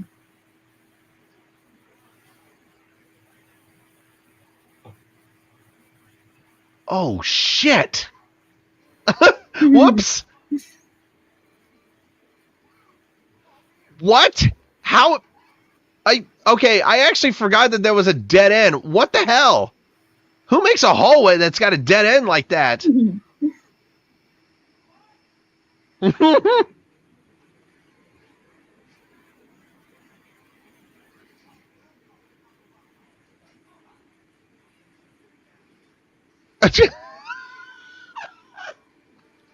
Oh my God, look at her dress. Like the way it's billowing right there, it's that slow shot right there was so well done. Now, they had a kiss right here. They actually had a kiss right there that actually got deleted, and I feel like it should have been kept in the film. Huh. I feel like you and I should react to the deleted scenes actually of this movie, because I feel like there's 45 minutes worth of deleted scenes from this film. Damn, that's crazy. So think about this. This was in its entirety, if it was kept, it was a 4 hour and 20 minute film. There you go, Jack. You got to remember, you may not be in first class, but you got to be a gentleman. Yep.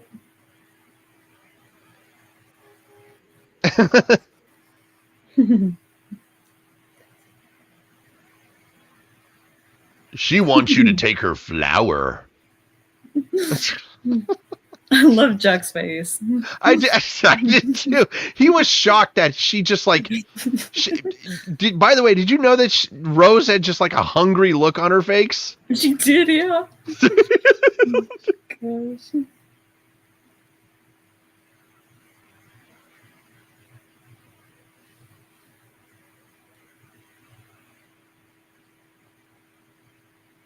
Okay, I've always really didn't like that. Like, why are you kissing his fingers?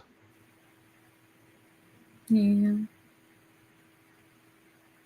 See, that tells me exactly of how much experience Jack has. Yeah. Damn. Now it's getting hot and heavy. It's getting a little zesty in here. Wow. Oh my gosh, another terrific shot. Oh shit. That is actually a fact right there. You can smell ice before you hit it.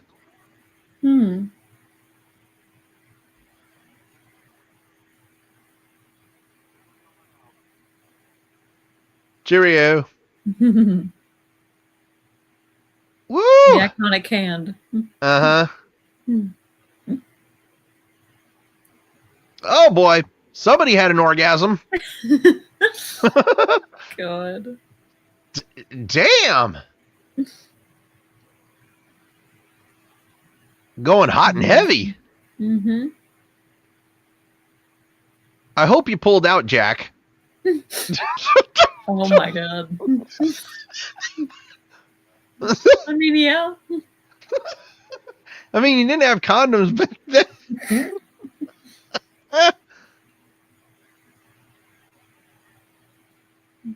I'm trying to figure out how many rounds did you go. He's breathing so heavy. I'm trying to. Rose put him through the ringer. She may have been the virgin, but she put his ass to a good workout. Yeah. Gosh. Now, right here, this is actually false. The flashlight was not invented until 10 years later. And this is why she put the drawing in here, by the way, Cass. And I love it.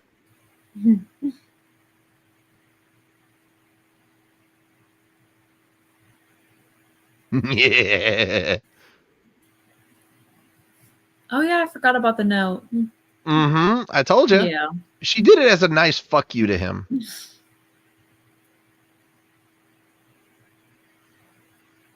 Now, I think it's kind of funny because I just found this out that Reba McEntire was offered the role of Molly Brown. Oh shit. And she turned it down because it was conflicting with her touring schedule. But I feel like Reba could have done Rose's mom a little bit better than she could Molly Brown. Honestly, I think so too. I love Reba though. Reba is I would if there's two country artists in the world that I would love to meet, it would be Reba and Kenny Chesney. Nice.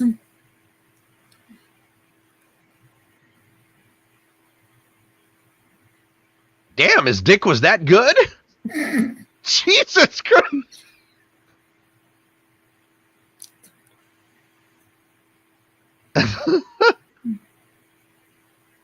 True love. Might want to Oh, you perverts. Perverts.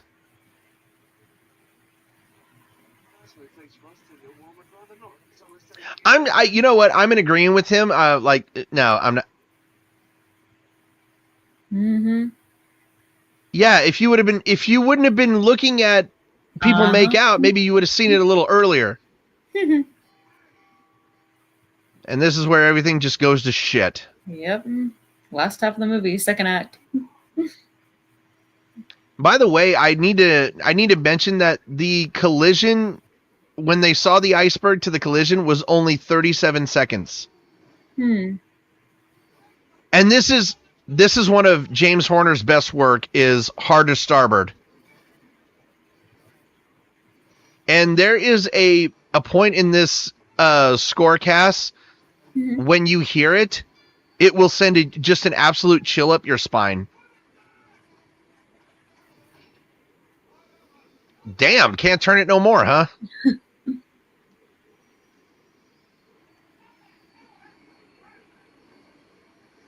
And I feel like I said, 37 seconds, like think about that. 37 seconds to do all of this. Impossible.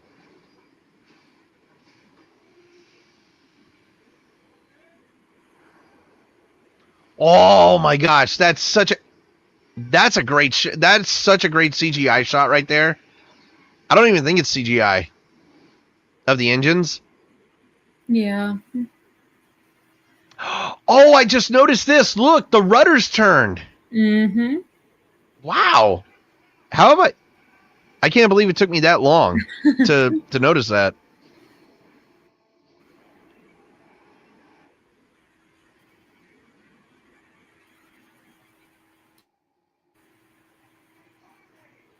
They are turning. It's just taking forever.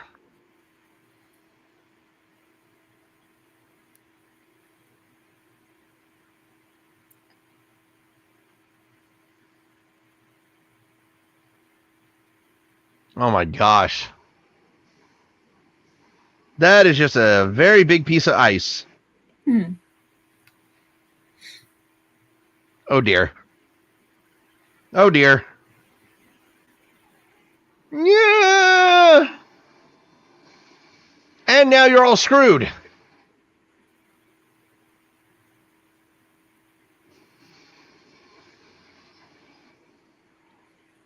Now, I would say that would suck because the paint job just got scratched, but it's just like, what's the point? Yeah. Oh my god. So that shot right there of the compartments filling up, that was actually a continuous shot that was slowed down for a miniature.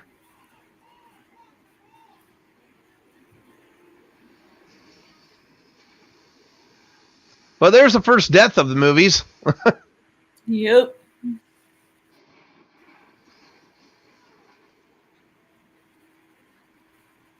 But you got to think about this. They were going 25 miles an hour, or no, 26 miles an hour in ice-infested waters. Yep. Who's really at fault for this? Oh, God almighty. Yikes, that steam has got to not feel good.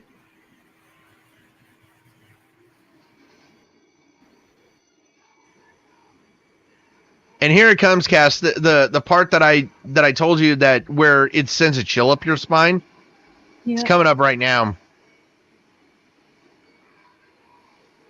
I just can't imagine what it was like for those workers.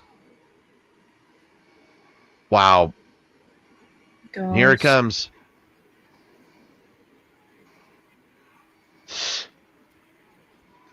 Oh, wow. Right there, that's where, Cass, I just literally a chill up my spine.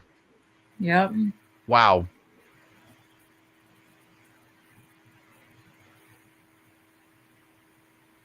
Yeah. Yeah.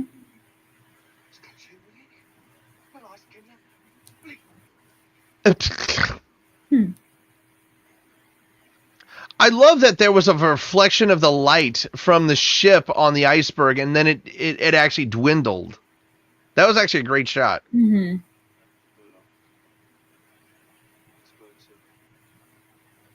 Put a harder starboard, man. The engine's full of stone, but it's too close. I tried to port round it, but she hit it. So a really fun fact about this film is that the amount of time spent in 1912 on screen is 2 hours and 40 minutes, which is the exact amount of time it took the Titanic to sink. Jesus. Is that not the most craziest factoid of this film? That's crazy. Oh, God. Okay, you know what? Cold feet. Mm-hmm. Oh, shit. I would not be grabbing a bag. I would just be getting the fuck out of there. Yeah.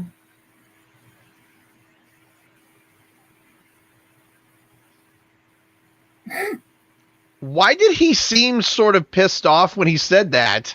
I know. Did you actually hear? Yeah, did you hear his tone of voice? Kinda, yeah. The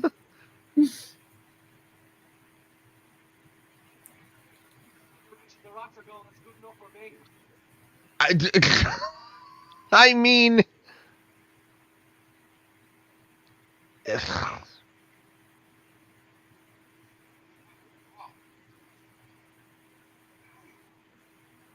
son of a bitch. Oh my God, real quickly, did you see the dude in the robe that was actually holding up his robe like it was a dress? Yes. What the hell?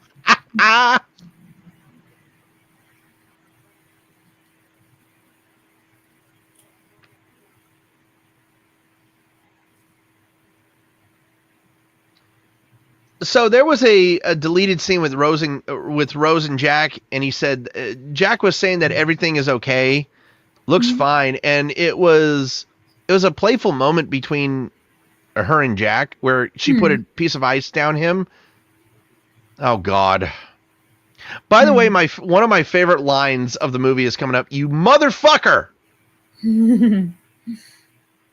Just motherfucker.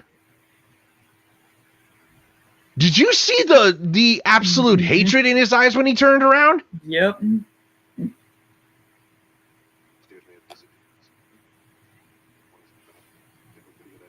Oh my God! Did you see Jack's eyes? By the way, he's challenging him. I don't blame him. Here's my favorite line. Oh, Jesus. This is horse shit. No, you know what? I'm on Jack's side at that point. Like, that is complete horse shit.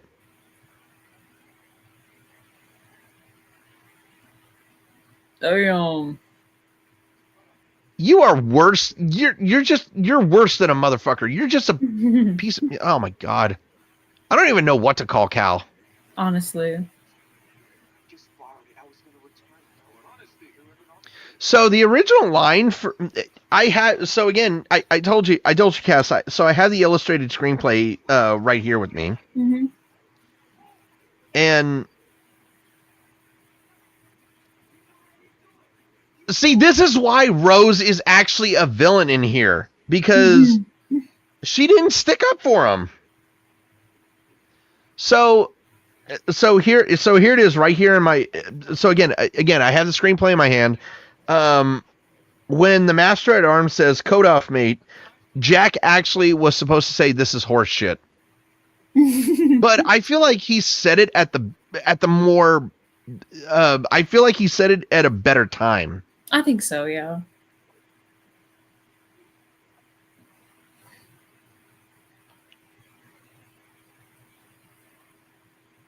Okay, the pumps are not going to pump out the amount of water that's coming into this ship.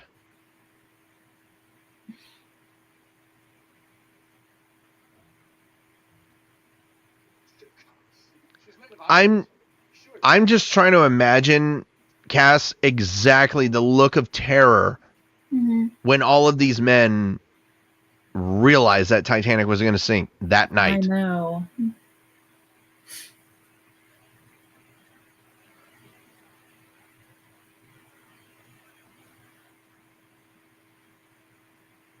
Now, for a ship as damaged as Titanic was, a lot of people have said that she took so much time to sink than any other ship that would have been damaged like that. Jeez. I believe you may get your headlines, Mr. Ismay. Oh, no. Okay, I absolutely hate this scene. Yeah.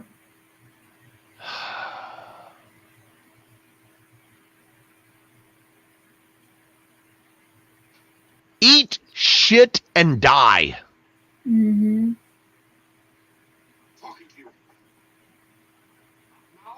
Now, I will say this. This will actually cheer you up, Cass.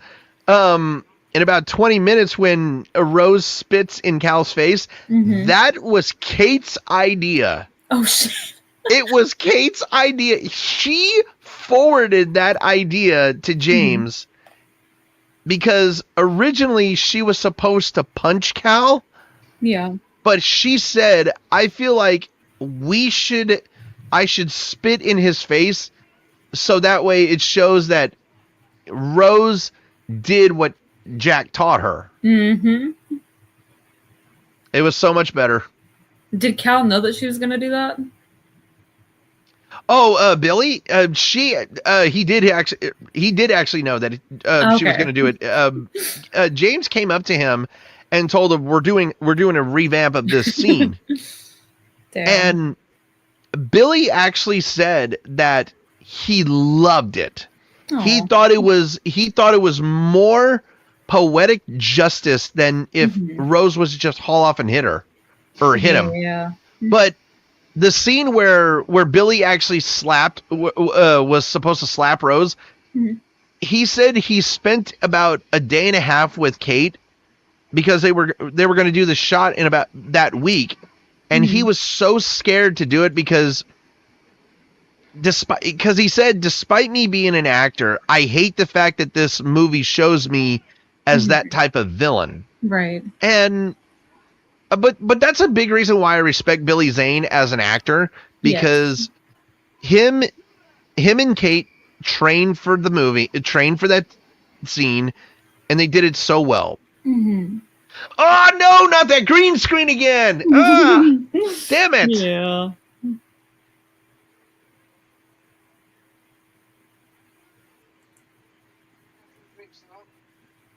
I mean, at that point in time, you're just like, it's free booze, just take it. Yeah. It may be the Aw. last time you. It may be the last time you drink on Titanic. Well, yeah.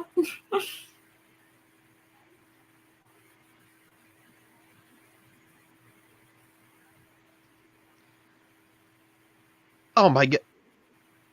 Okay, Ruth, do me a favor and just fuck off.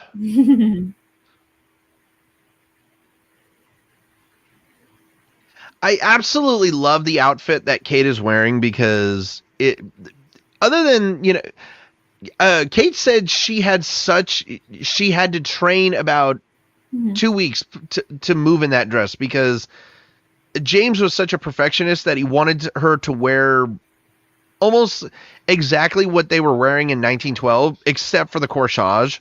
Mhm. And she had a very hard time moving in the dress.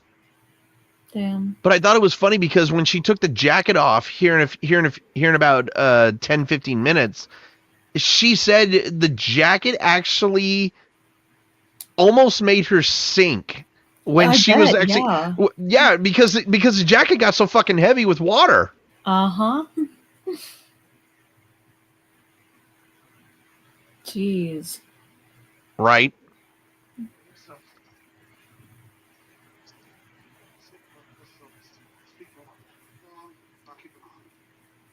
Why do you need to keep an eye on him? He's handcuffed to the pipe. I know. Bitch. Oh, there was somebody in one of the Titanic Facebook groups. He actually had a custom Colt 45 1911 customized in Lovejoy's in the design. That's crazy. I will say this, like, I'm really not a fan of customizing a handgun like that because I actually own one, Cass. And I'm really not. I don't like customizing a classic handgun like that, but in this case, it looks great. Yeah. It looks so good.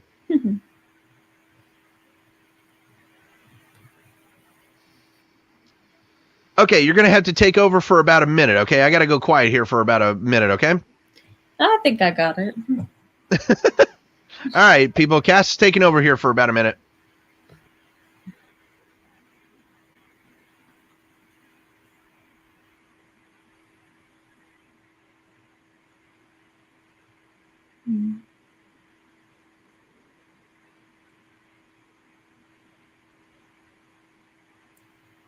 Doesn't seem too sure.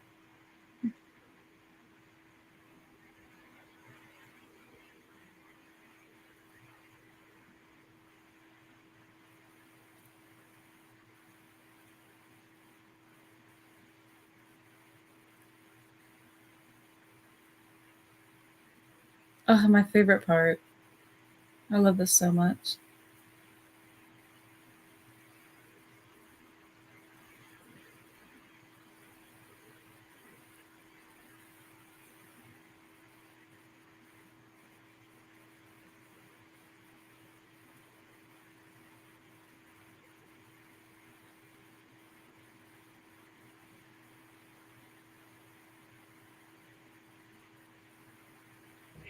This is Okay, just people, so I'm back. crazy to me. Oh my god.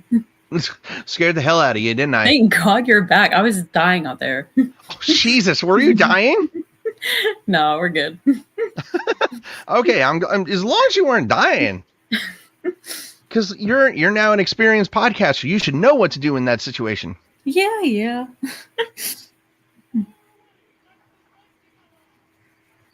So I don't know if you've actually seen the National Geographic special, but James Cameron did so many tests on if Leo and Kay could fit on the door, which they could, but they also did a test of lowering the lifeboats, and it actually took when Titanic was actually sinking at this point because the ship was tilting back up like that.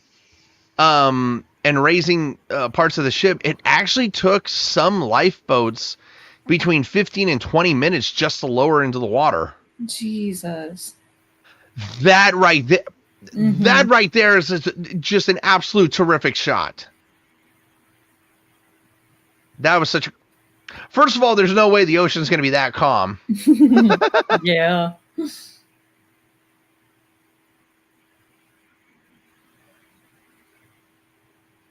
.45 caliber bullets. For anybody wondering why I know this, again, I own the weapon. Ugh. You know, despite me not liking that gun, the fact that I actually saw a fan get it customized like that is so awesome. Right. Oh! Oh, tell me anybody else felt that one. Yep. Now, did you know that there was actually a fight scene between him and Lovejoy? I did not. Okay, hold on a second. I'm going to pull it up real quick for you, and I will send it to you. Kiss my ass, bitch.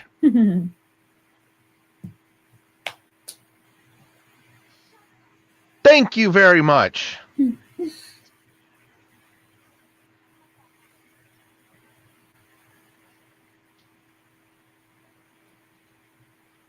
You know something, Cal? You can just... Oh, I'm not going to say it because I'll probably get canceled. Just like...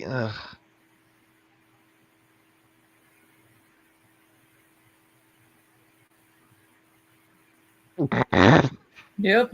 That's... All right, I just sent you the deleted scene, by the way, Cass. Like, watching it, like, right after this reaction, but... It was one of my favorite deleted scenes, but James Cameron hated it. Damn. He said it was one of the worst deleted scenes he ever made. Oh, by the way, here it comes.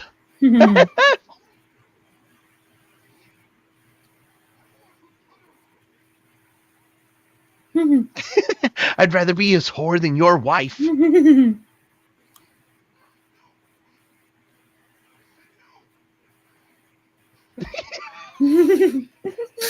Just the absolute karma right there. Her spitting in his face. Gosh. That's the only time I've ever seen her mom show care for her. I know. Could you imagine being in that spot right there? Like, what would be your mindset at that point? Honestly. I would be willing to cut my wrist, like, absolutely, like, make my wrist bleed just to get out of those cuffs.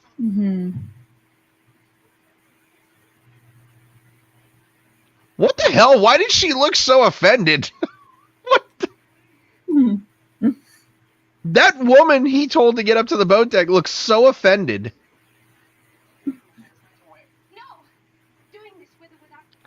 Tell her how to get to Jack, Tom. Right,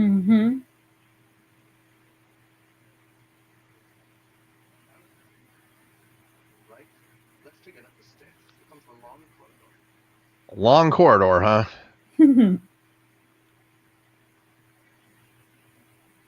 You think, Jack? Oh shit! At that point in time, the panic really would sink in.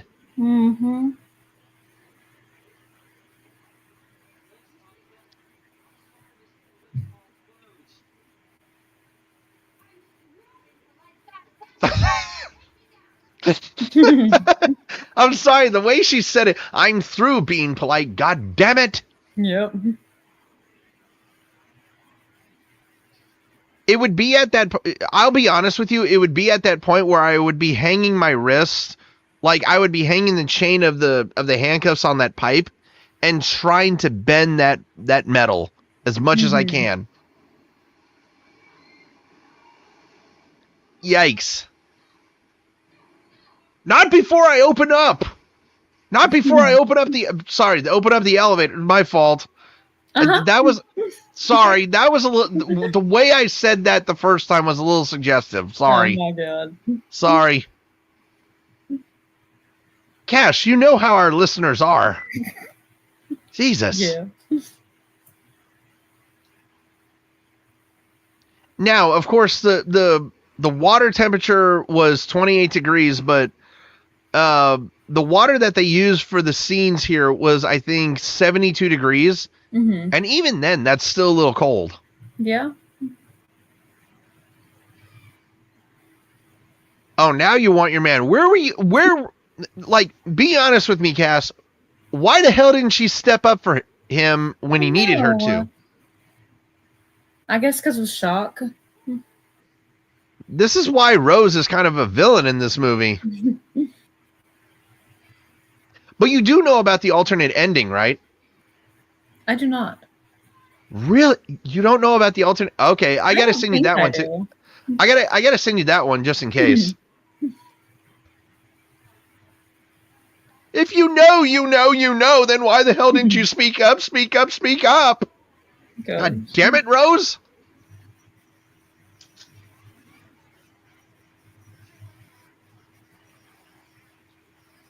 One of my favorite shots is coming up here.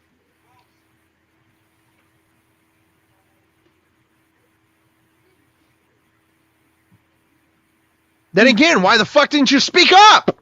Mm-hmm. Oh my gosh, right there. That's chilling. Yeah. That's right there. When I was watching this movie with my mom, it was right then and there that the fear started to sink in. Yeah. Girl, quit wasting your time with kissing him and just go save his ass. Jesus. Shut. Jack, shut up.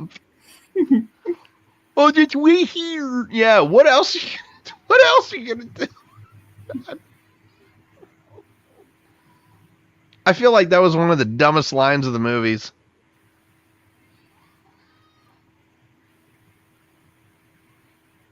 Damn it.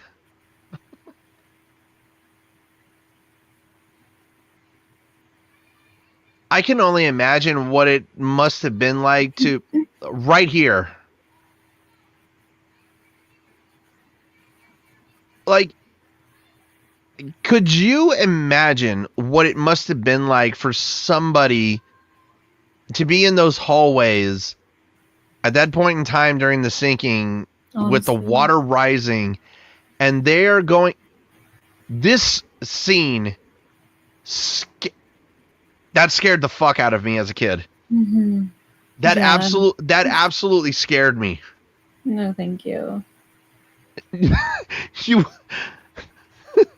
I think it's funny because my mom you can actually even ask my mom. I actually grabbed her arm at that point in time. Cass, you need to remember something. I was an 8-year-old, and when that scene happened, I squeezed her arm so much. Jeez. She actually leaned over and she says, "Stop squeezing me. You're hurting me." Oh my god. First of all, that was a nice sucker punch by Rose. No, like that scene of the rumble, it absolutely terrified. It even to this day, it's one of the most terrifying scenes in the movie. Yeah. Eek. Just eep. Oh, yep. Anthony sent us this in the group chat a couple days ago, and fuck him. Uh-huh. First of all, like, knowing that the water's not that cold, but actually Kate's reaction right here is real because she reacted to the water. Because again, 72 degrees. Still not that warm. Oh! Still not that warm. No. 70 for people. By the by the way, her dress billowing in the back. I know. Yeah. No, for anybody who says that 72 degrees of water isn't warm, I dare you to go swimming in 72-degree water. Tell me it's not warm. Motherfuckers. You mean cold? Yeah, it's cold. Sorry.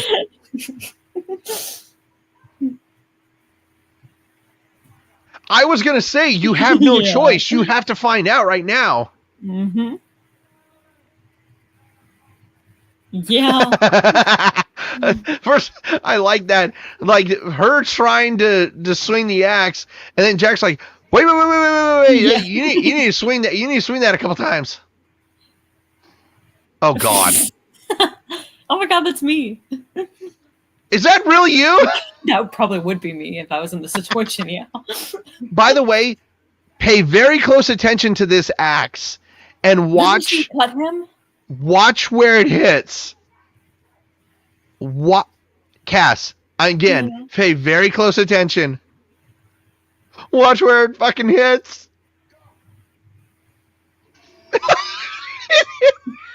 It hit his hand. That's what I thought, yeah. It hit Leo's.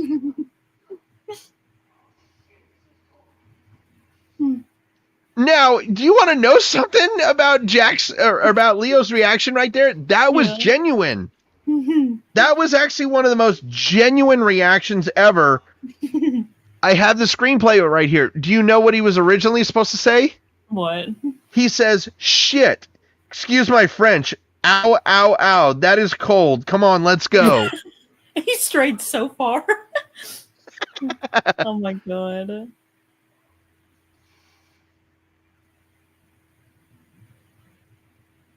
That right there is one of the most chilling scenes that you see in this movie because it shows just how alone you are out in the open ocean. Yep. But I like what Kathy said. She's like, there's something you don't see every day. Mm-hmm. Like, be honest with me, Cass. Like, if you were on a lifeboat and you were moving away from a sinking ship, I mean, what would your initial reaction be?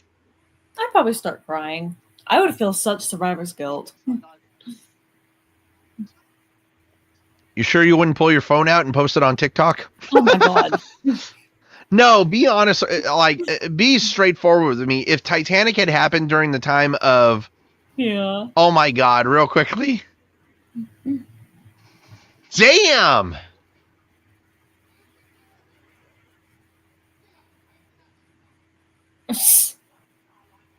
Shut up. Gosh. I love the fact that me and Cass said it at the same time. No, the fact that this son of a bitch is so... He's like, that's White Star Line property. Like, really? The ship is sinking. It's not going to matter. Yep. Stupid fuck. But no, like I was said, getting back on to what I was saying, be honest with me, Cass.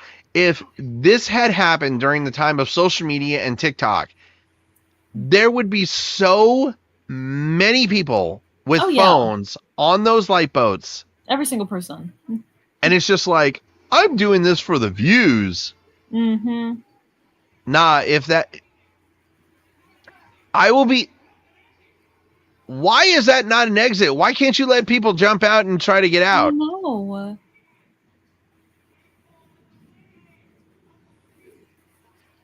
Right here, I mean, the fact that they treated third-class passengers like animals. Mm-hmm. There are other women and children down there. Yep. By the way, your gun means nothing because you only have one shot in that fucking thing. Mm-hmm. For God's sakes, man, there are women and children down here. Let us out so we can have a chance. Mm-hmm. Okay, real quickly, Cass, I'm asking you right now, did that not just send... Like, did that not hurt your heart when you heard Tommy say that? Mm-hmm. It really did.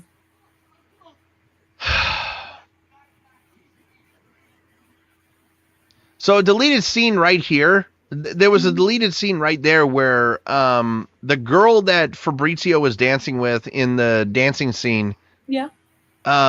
he actually told her, he said, let's go this way. And I guess Helga was like Ukrainian or Russian. I'm not 100% sure, but her family was saying, no, we're staying here.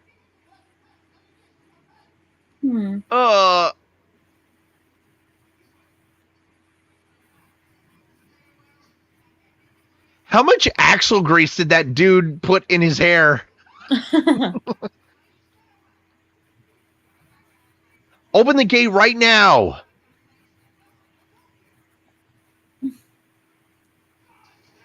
I don't blame Jack one bit. I know.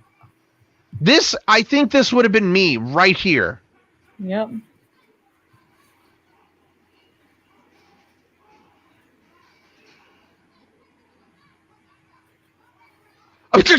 There's Rose. She's just like yanking the woman out of there. She's like, get the fuck out of the way.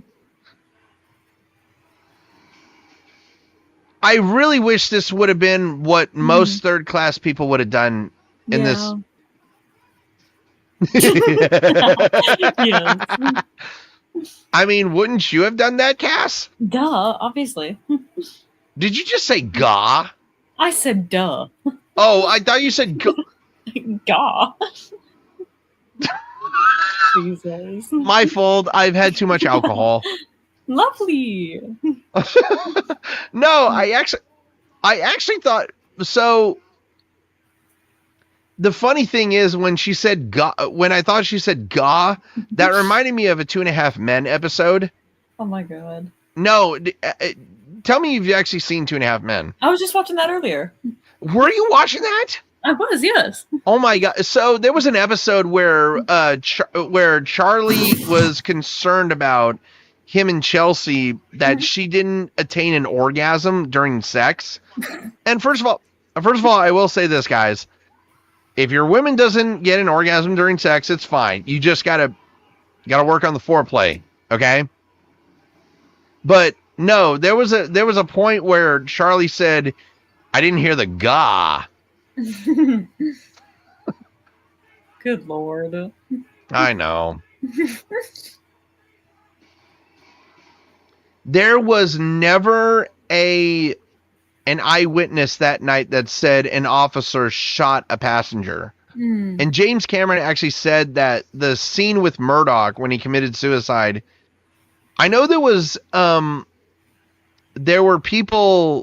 were several of William Murdoch's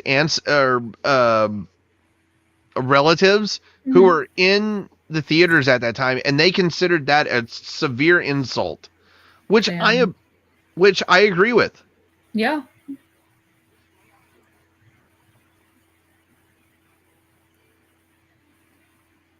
Okay, that was rude. I know. Actually, that was... So, fun fact about that. That was actually a scene where it was supposed to be a blooper, but James just left it in there.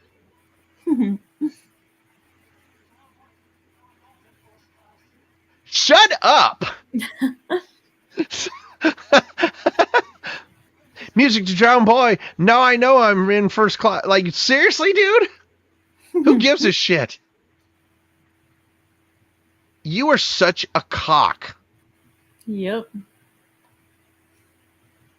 If anybody deserved to be shot that night, Cass, it was Cal. Oh yeah, for real. Ugh. I think it was about 45 minutes to 50 minutes in that people really started to realize that the ship was sinking. And that's when the panic started to set in. Yeah.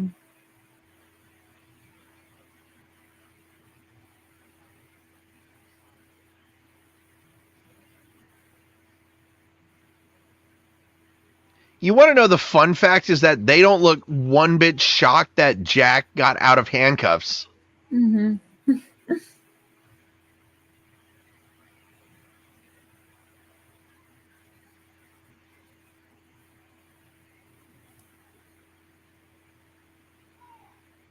I mean, that was their chance. I was going to say, first of all, the ship is sinking. Who gives a rat's ass about ethics? Right. God almighty.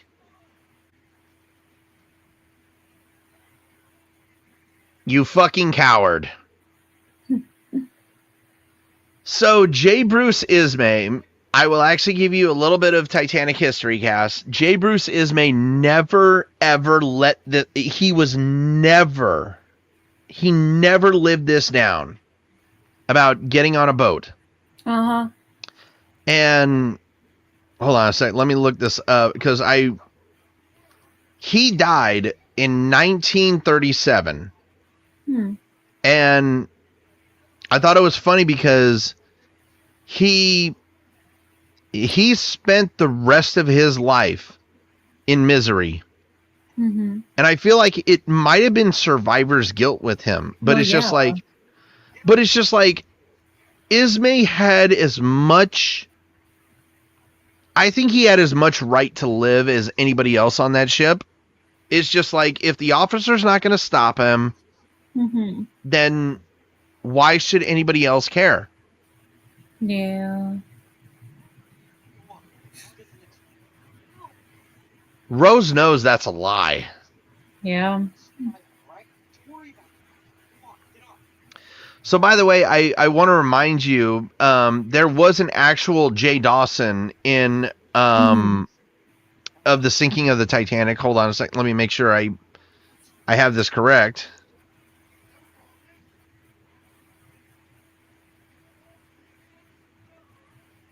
So it's a Joseph Dawson.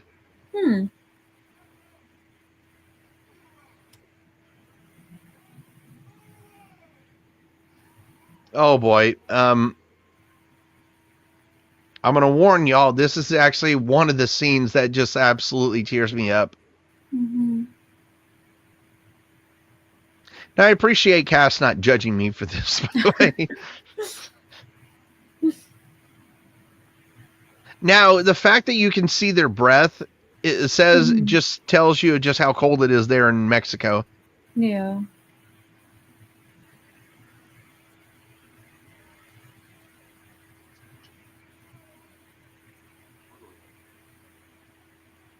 I fucking hate you. Mm-hmm. And it's at this point that Jack knows that he knows at this point that he's never going to see her again. Yeah. Oh boy.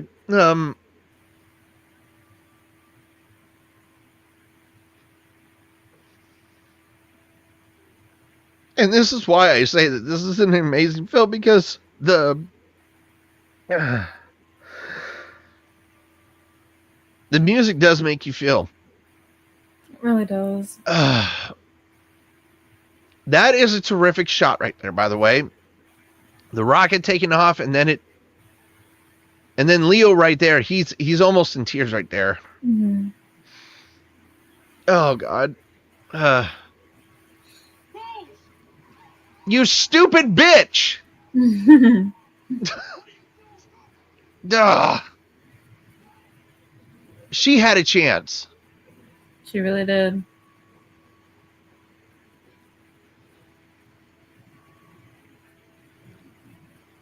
And I'm tearing up right now because this is the scene that really does get me.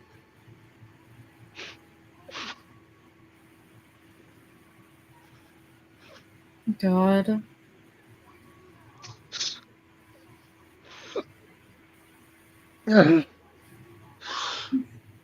She had a chance to survive, and she would rather stay with him.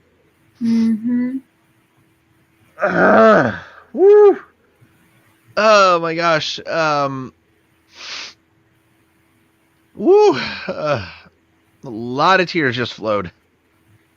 That's true love right there, folks. It really is, I swear. And this is a true cock piece of shit. I will say this, technically they're in open waters, so he's not necessarily breaking any laws. Yeah. Well, He fell down, went boom. oh my god. Now, this is actually where the fight with Lovejoy and Jack took place. I actually sent you that link, by the way. Did you get that? I did, yeah. Okay. Yeah. Hopefully Cass watches it after the... Mhm. Oh my god. Do you know how hard it is to run in water? Yeah. Ugh.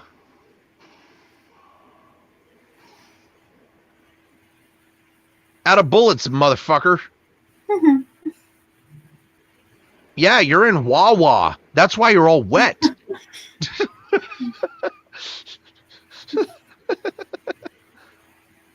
I don't know why I just said that. Oh my god.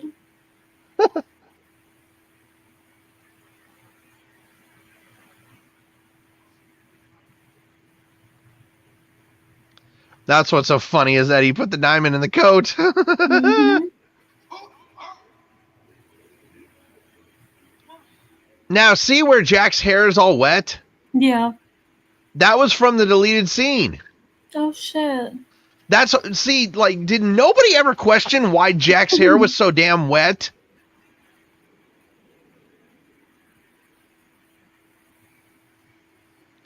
Okay, be honest. What would you do in this situation? I'd help the kid. No, anybody who would leave a child, anybody who leaves that child there is one of the most heartless human beings in the world. Oh dear God! Oh my God! I haven't seen this movie in literally a year, and I forgot. Oh Jesus Christ!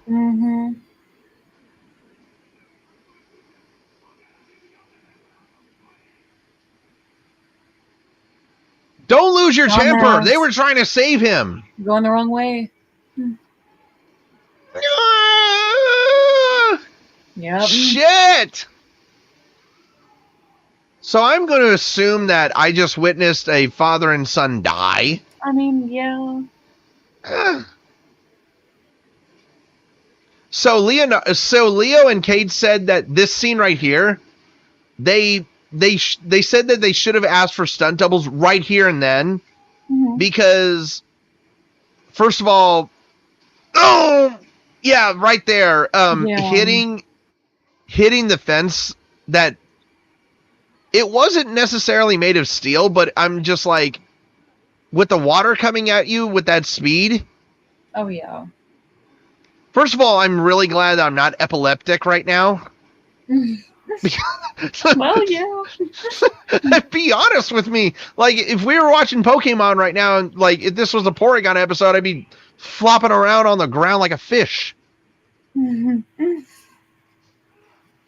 the way, I'm not the first one to make that joke.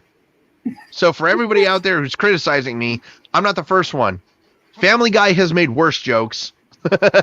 Oh my god. By the way, look at the hallway right here. You see how wet it is? Did you see how wet it was? Yes, I did. So they had just done a reshoot of that scene. It's so hilarious. Oh my god. And then right here is when I was in the movies with my mom, I got so scared. I got so scared as a child.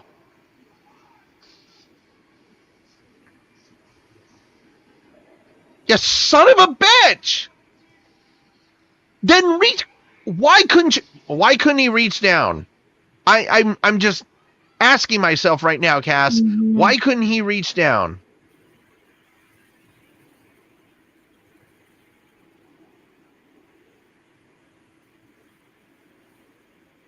By the way, I'm actually kind of surprised that Jack is keeping his eyes open because it's salt water. Right. And you're not allowed to. You're not supposed to really have your eyes open in. Again, do you understand why this scene terrified me as a child? And then her saying, "Hurry, Jack! Hurry, Jack!" Because she's putting so much pressure on him, and I know. He's like, I'm trying. Fine, go. I unlocked it. Go, goddammit, while I drown back here. To this day, that scene still actually makes my heart race. Yes. There was actually, I kid you not, Cass, there was a couple years ago when I actually had my Apple Watch. I finally bought an Apple Watch, and I was watching this movie, and it said that it actually sent an alert to me because my heart rate in that scene, my heart rate jumped up to 183. Oh, God. I was like, it was because even though I had seen the movie, but I haven't seen it in so long, and that scene just terrified me. Jeez. Lucky for me, I didn't have that problem right now. First of all, like when he was running down the staircase, he fell down, went boom. He just went boom this time because he ran into somebody. Gosh. No. Can somebody explain to me why that child is there? Oh my gosh. I just, it's unbelievable why that child was there.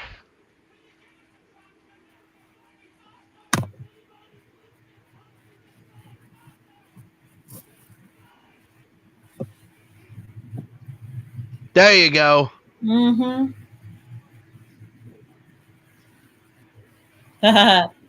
Yep. Take that. Yeah! Oh, God. No! Oh, Jesus.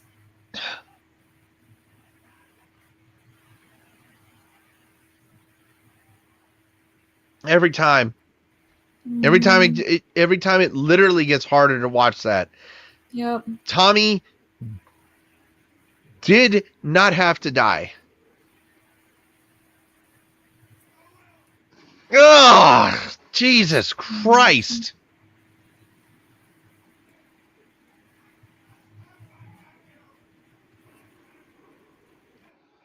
Tommy didn't deserve what he got. Mm-mm. Tommy was a good soul. You are just a motherfucker right here. Mm-hmm. He is using a child Yep. for his own self.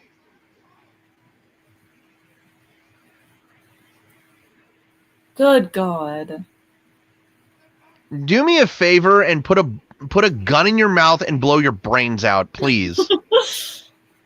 No, like, Cass, I know I'm being a little hard on Cal right now, but it's just like, you used a child for your own selfish purposes. Oh.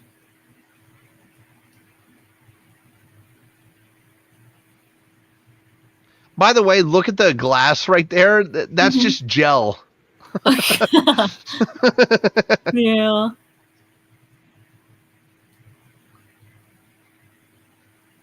But I do love of how Victor Garber, he had his left leg forward and he had his right leg back like he was balancing himself. Right. That's actually terrific acting right there. If you think about it.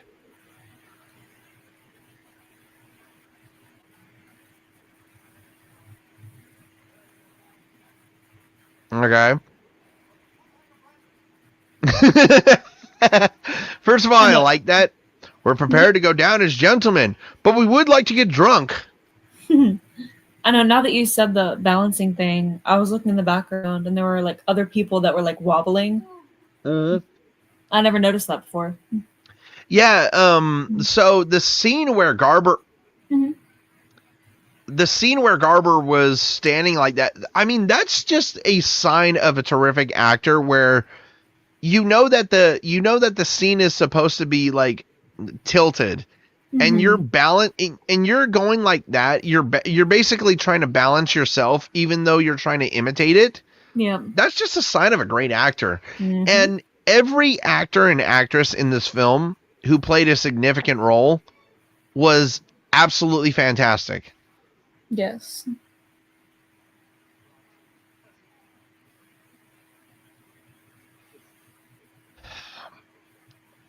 I will actually say this, and I can actually, Cass, I'm actually tearing up because of it. But Mhm.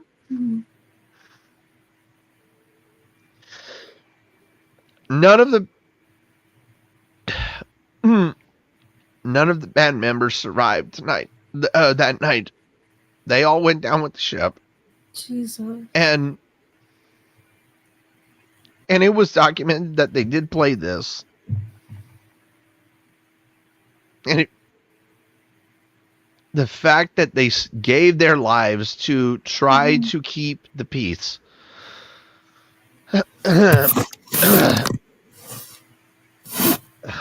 God almighty, man, I didn't think the tears would fall like this. Because I've never cried at this scene. But the fact that they kept the peace and they continue to play. By the way, I can actually laugh at that where the glass actually came off. They Right. actually they said there's Isidore and Ida Strauss. That's heartbreaking. Mhm. That is even more Mhm. heartbreaking to know that those third class children. Mhm. But the glass, when you saw the glass actually fall, they actually had fish line on it. Oh shit. Well, yeah. Yeah. Gosh. I'm not trying to make light. I'm not trying to make funny in a serious moment, but I'm just saying, like, I'm laughing because they actually had fish line. But it was just like, Yeah. what are you supposed to do in that situation? Oh, Aw. Tommy didn't deserve what he got. Fabrizio didn't deserve what he got, and Jack did not deserve. Actually, I will say this: Jack was the most honorable man in this movie because I feel like Jack knew he could fit on that door, and he selflessly gave his life that night. Yeah.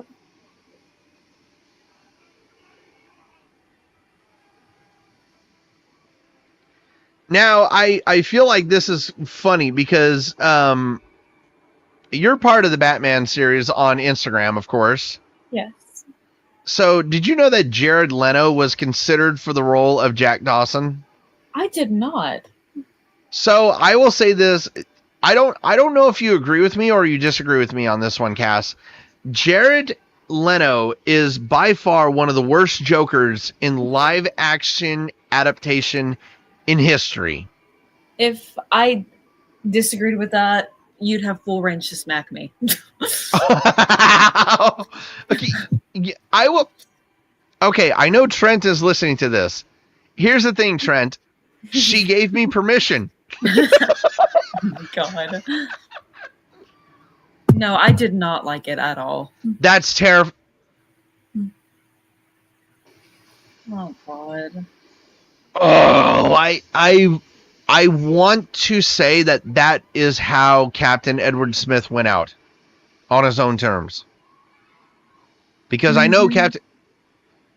You son of a whore! God damn it. I want to kill him. I just want to kill him.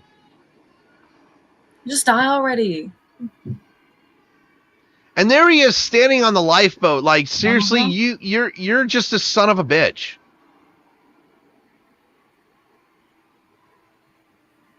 For everybody wondering out there, I'm cussing so much because I have had alcohol in my system. I have alcohol in my system. Gosh. But it's just like it's 100% true.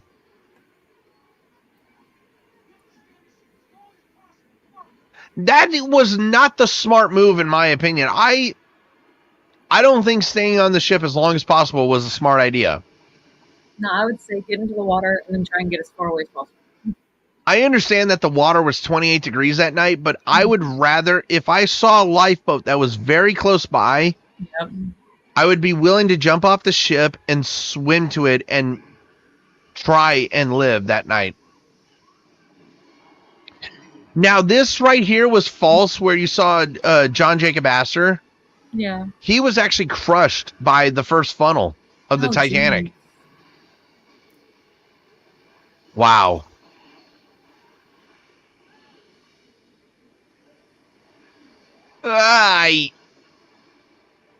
You know what? I'm saying this, Fabrizio, you should have gotten sucked in because you would have avoided... Yeah. Ugh.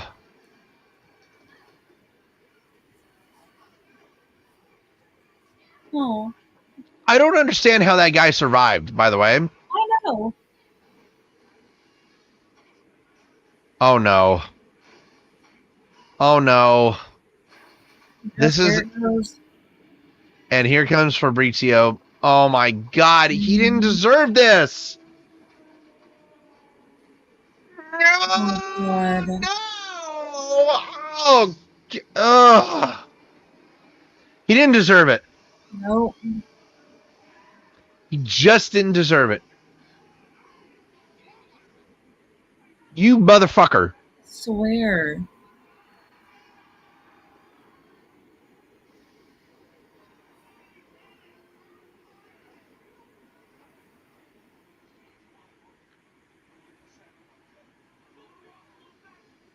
You know what? Here's the thing. I'm actually a religious person, but I'm with Jack on that one. Move your fucking ass.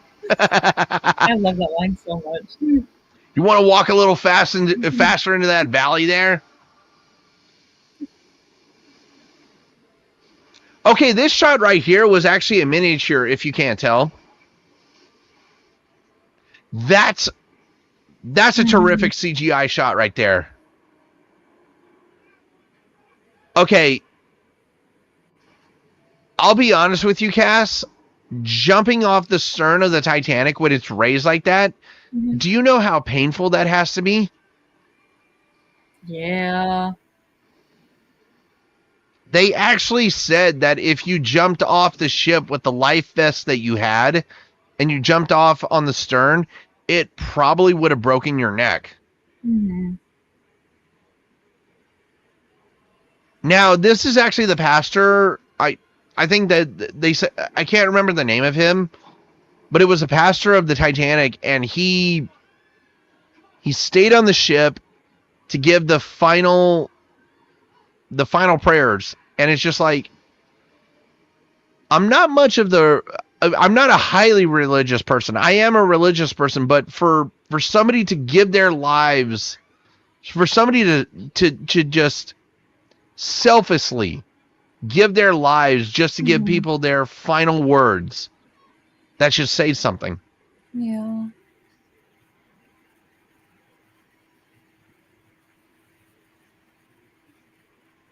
I'm sorry I laugh when that woman falls.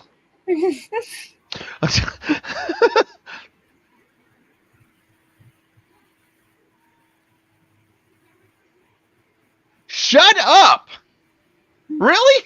That's not the time. That is not the time and place, lady. Time and place.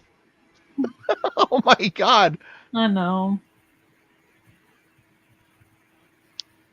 I'm telling you, Cass, there was a time and place, and it was not the time for that one.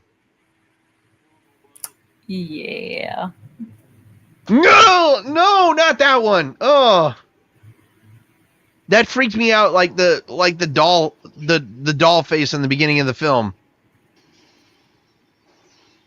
Now, I loved how you could see the scene or the set rising up like that.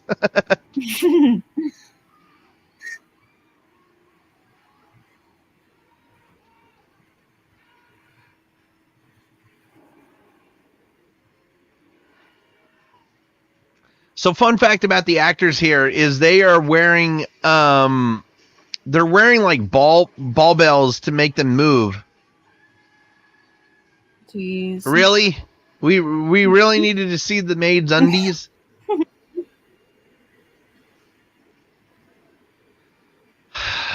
I will never understand that, Cass. Why did we need to see her underwear? Oh my gosh.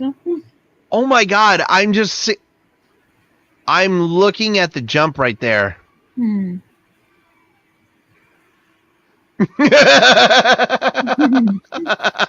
swear every fucking time. Every fucking time.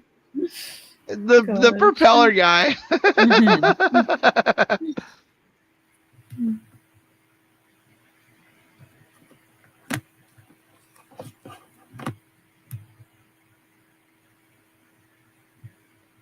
Absolutely amazing shot right there. Mm-hmm. And you got to figure, like, think about this. That late at night, it would not have been that bright. True. Now, this right here is true. The engineers of Titanic, they stayed the whole night and did not survive. None of them survived.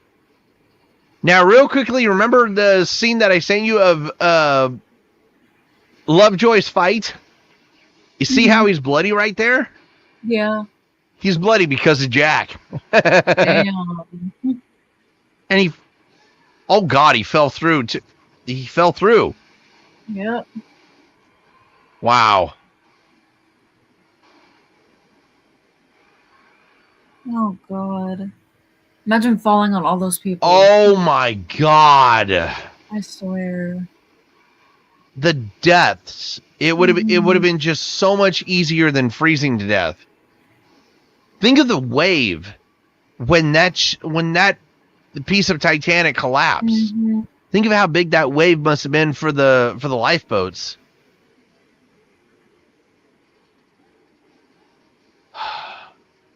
Whoa! I just noticed of how fast it pulled it. Yep.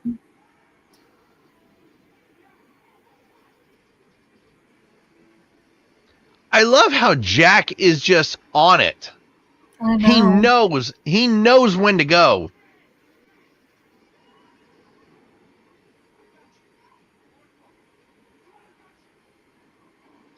You know, real quickly, Cass, did you see that? That was a great shot of the stern. It really is.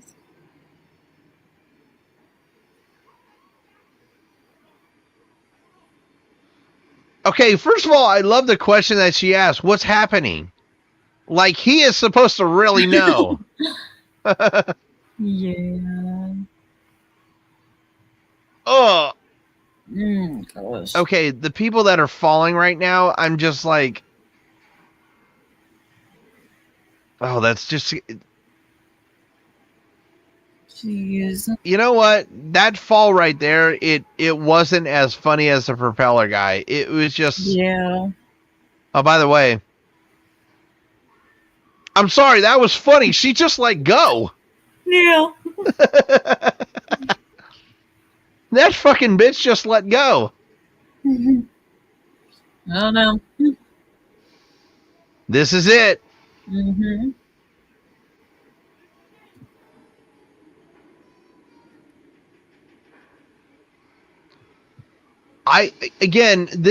James Cameron's version of any movie is one of the most accurate depictions of the sinking. Uh-huh.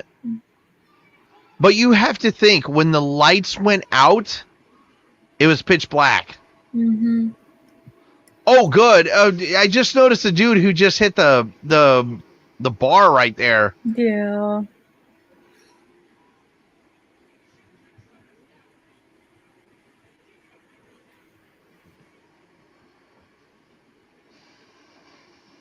Now, right there, where you saw that air being pushed out, that is accurate as hell, because the stern, it didn't fill up with water. None of it filled up with water. It was full of air. I don't trust you, because you said you're all going to make it through.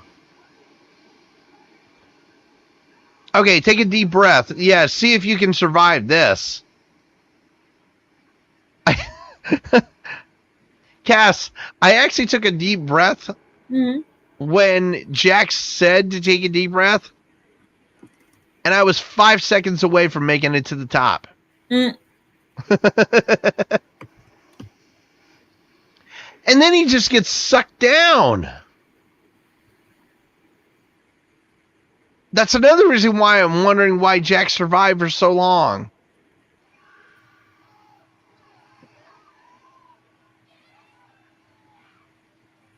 And this shot coming up right here is one of the most eerie shots of the film because it shows just chaos. Right here, it shows what it must have been like that night. Yeah. You got to imagine this, Cass. Over 1,000 bodies in the sea. And they are in pain because of how cold that water is. Motherfucker! I swear.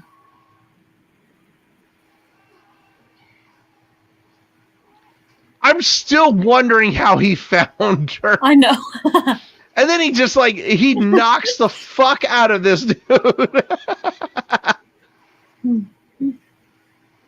It's like Jack was in the right place at the right time. Exactly.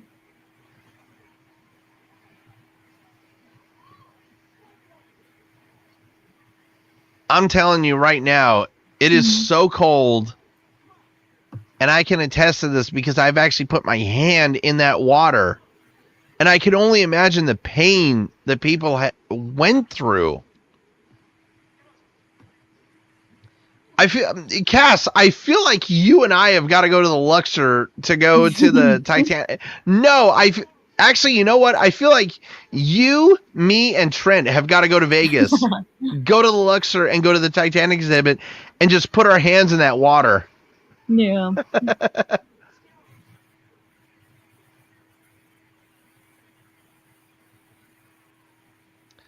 We got to do it sometime, Cass. I swear.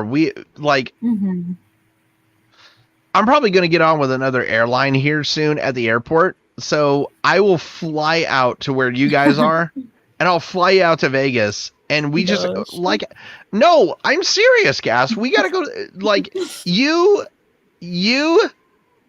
Trent and me have got to go to the Luxor. We got to go to that Titanic exhibit. You got to see the big piece of Titanic, but you also have to put your hand in that water. I have. That's the exact one that I've been to. Wait, you've been to the Luxor? In Las Vegas, yes. Oh, you never told me that. I did the last time we talked about Titanic. Okay, my fault. I know Trent has never done that. No, he is not. We gotta put his hand in the water and just like hold it down for a minute. Oh my gosh. Just torture his ass. Wow.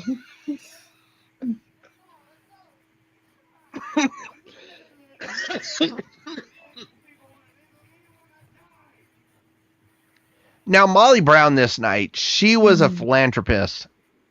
She was saying to go back. Yep.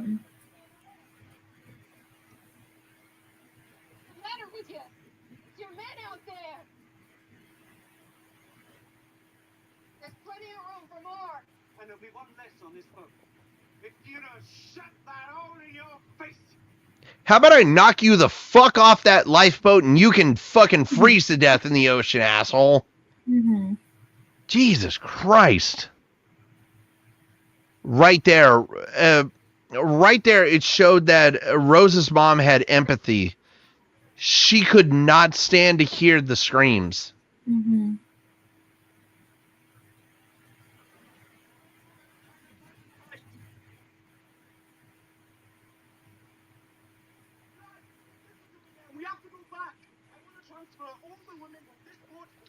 I still want to know that night when they were searching for bodies, how did they find them? Because the flashlight had not been invented that night.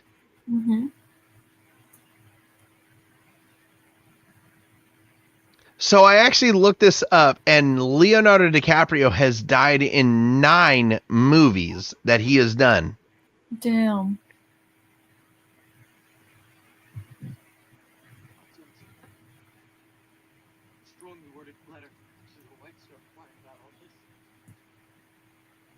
I can't imagine what Jack is going through right now because it has to be Hmm.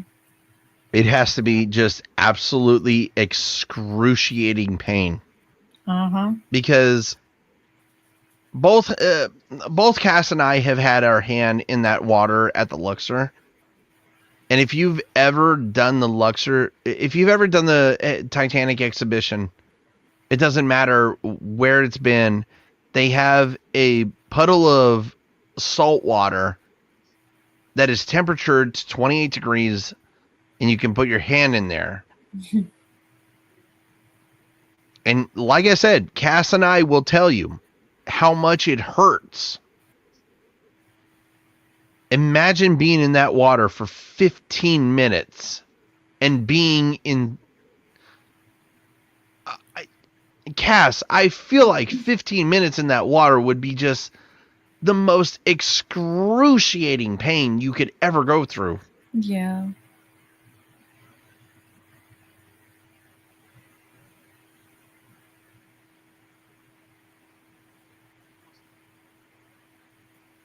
Doing the song. Promise me that you'll survive. Now, the frost that's on not just Rose but Jack and everybody else, it was actually gel. It was actually gel that when touched by water, it looked like it actually crystallized. Damn.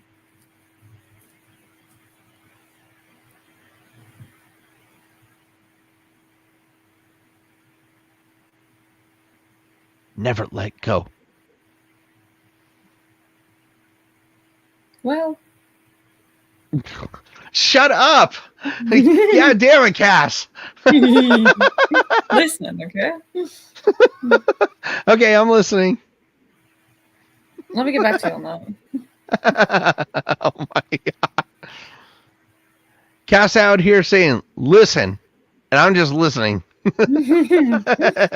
Listen, I never have a follow-up, okay? Oh my god. That right there. If they had flashlights in this day and age, do people understand the horror which they would have seen? Mm-hmm. I mean, Oh, God. imagine pulling up to 1,000 corpses like that. It's one of the most disturbing things you would ever come across. Uh-huh. And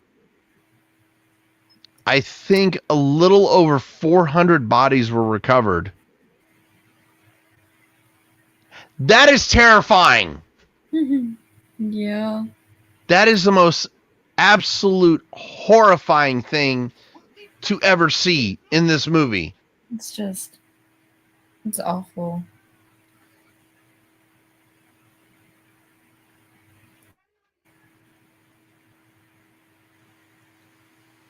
Yeah.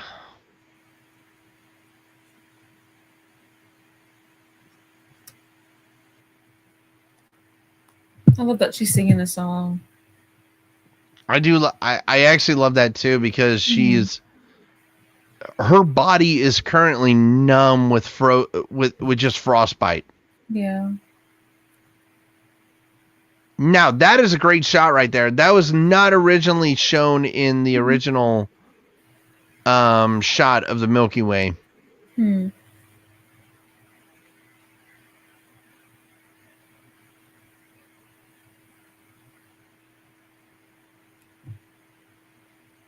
I'm just curious at what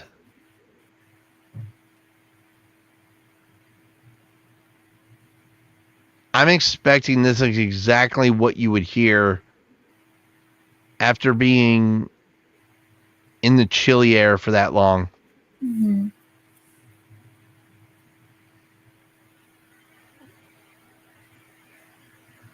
I hope you guys are prepared for me to cry again, because I'm about to cry.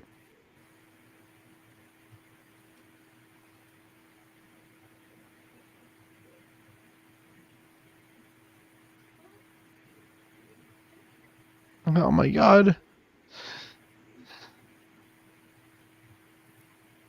The realization. Mm-hmm. Mm-hmm. Ugh.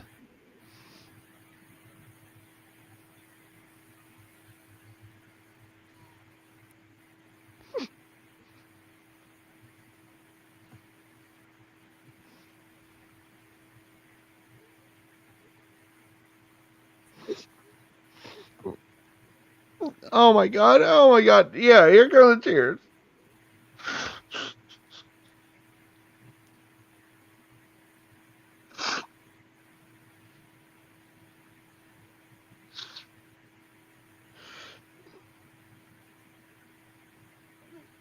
Ugh.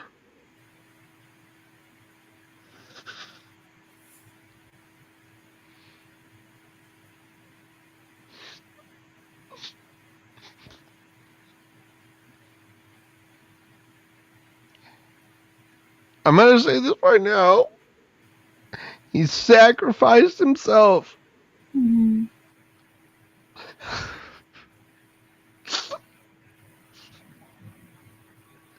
He sacrificed himself so Rose can live on.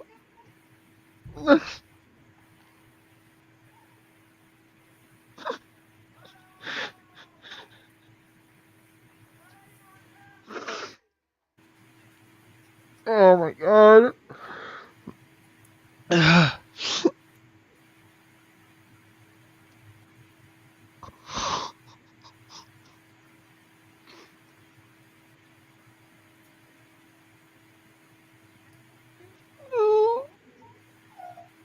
No.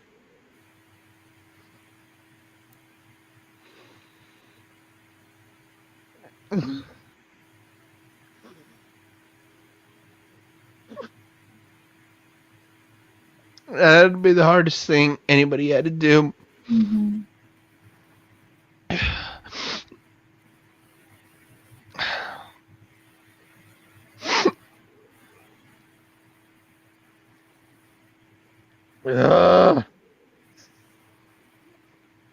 I know this is not a video podcast, but if you could see me right now, I have absolutely I have a waterfall of tears in my eyes right now. Ugh.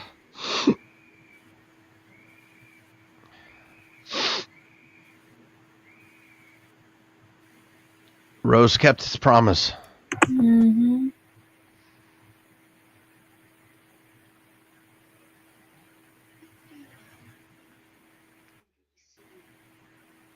Titanic sank. Think about that. Anyone came back. Think about this, people. 1,500 people died. One boat came back.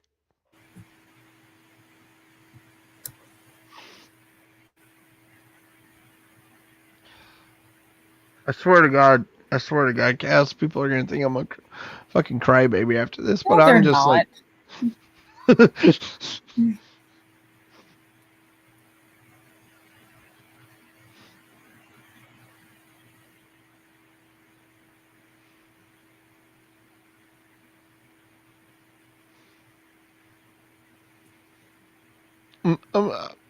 To be truthfully honest,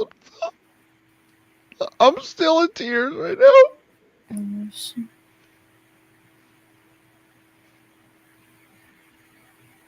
And the reason why I'm still in tears is because she kept his.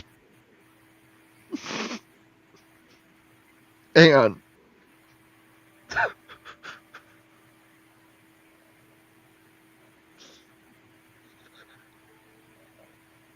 She kept his promise. That's why I'm still in tears right now. Mm-hmm.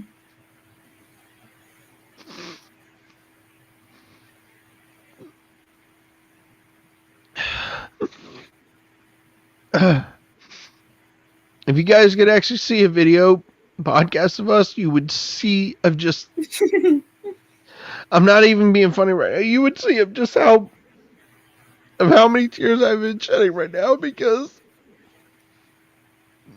the point of this story is she kept his promise.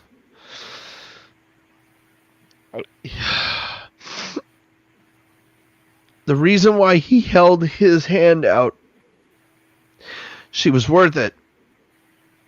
She was worth holding his hand out to save her life. And she kept his promise.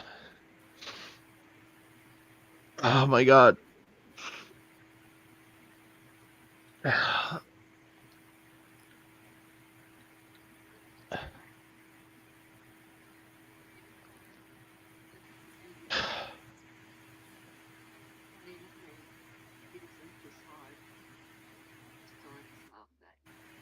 That's the only thing, that's the only consolation prize of this movie that I can take away. Mm-hmm. I'm all good now, Cass. That's good. I'm telling you, this movie, it doesn't matter how many times I've watched this movie. It just makes me bawl like a baby. By the way, they forgot to show that she had the diamond in her pocket. Mm-hmm.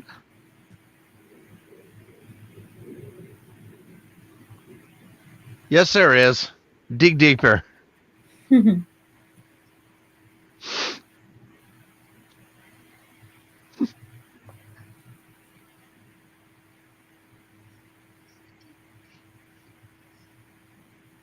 know, I feel like that is one of the most incredible analogies of this movie is that a woman's heart is a deep ocean of secrets. Yep.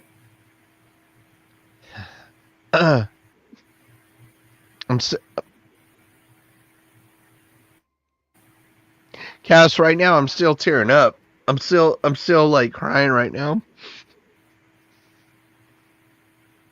And I'm about to cry even harder because at the ending of this movie. Mm-hmm.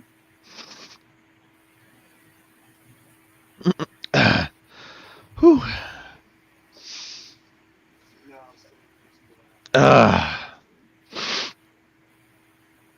I hope you guys know of just how really passionate I am about this movie. Cat's already figured it out. Yeah, I don't blame you.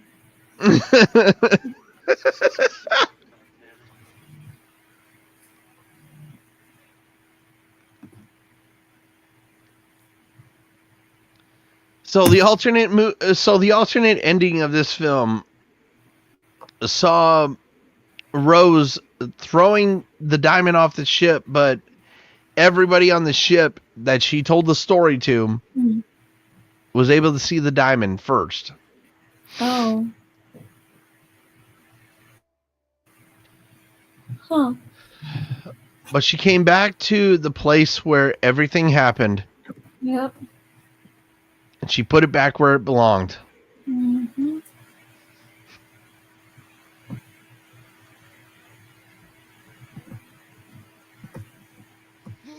And once again, it's the music that's getting to me because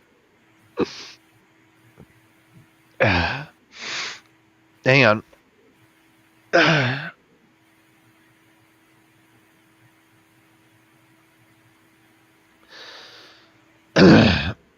So the moral of this story is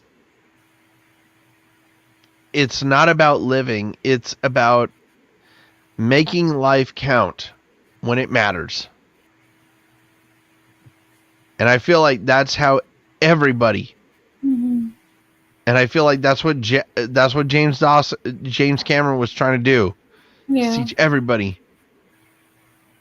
You don't just live life, you just make every day count.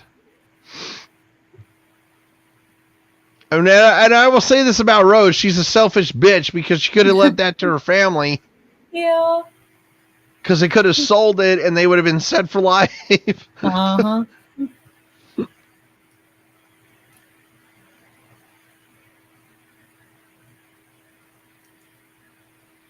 Oh boy, and one of the ultimate scenes. Mm-hmm.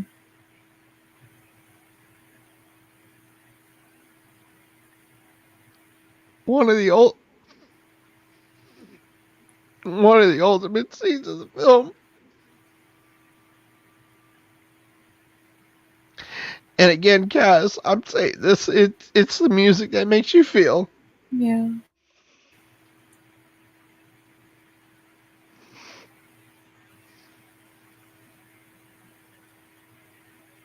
I will say this for her ex-husband, for her husband. He's waiting for her in heaven, and she goes down to the fucking bottom of the sea.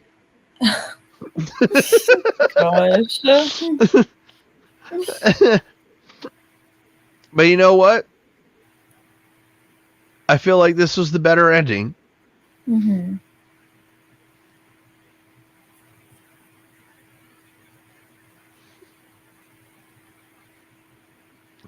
And the reason why I feel like this was the one of the best endings is because she felt like she should have died with everybody who should have died that night. Yeah.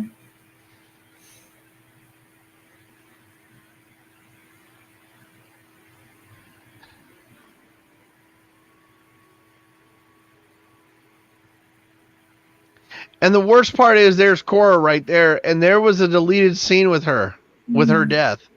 And I'm so glad it never got filmed. But there's Jack waiting for her.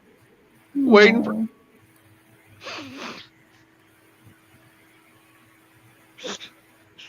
It took so long for her to get there.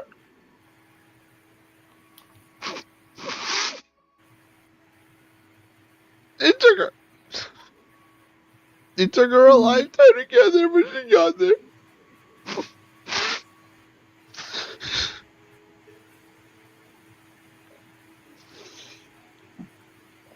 Oh my god.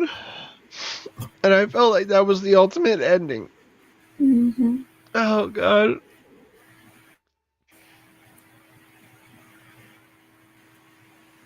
Oh.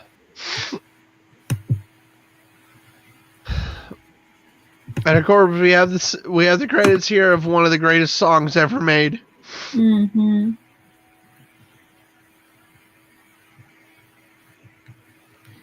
Oh my gosh. And I feel like me and Cass have got to just... I'll be honest with you guys, I'm just like wiping tears from my eyes right now. And I'm trying to just like... I'm trying to calm down from just the emotions of the movie.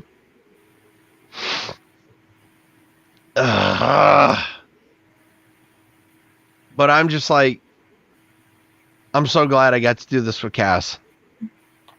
That was really great. You well. Oh, I fucked up the lyrics.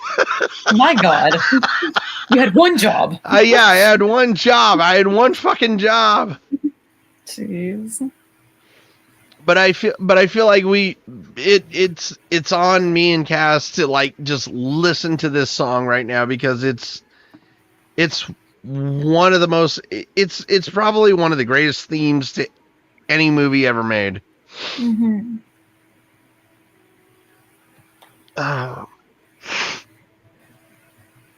definitely. I will say this, Cass. It's been a long time since I cried like that. Yeah. Oh my gosh. Oh my gosh. I loved you.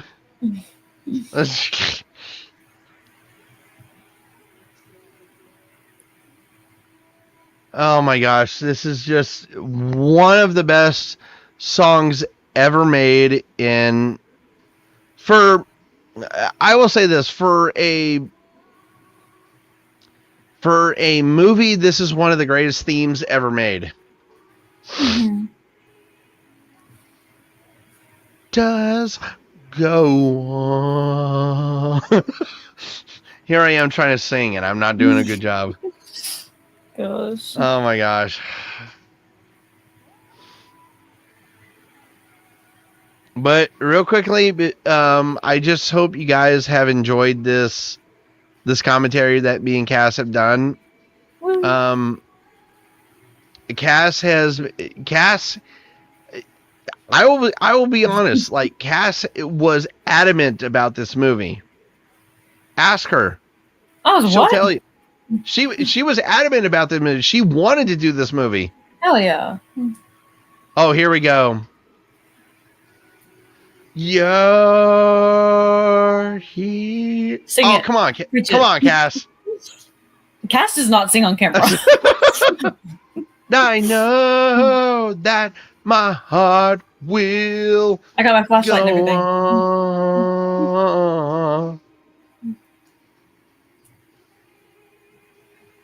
Say, wherever you'll stay, was safe in my heart, and my heart will go on and on. Okay with the riff. Okay. Hell yeah.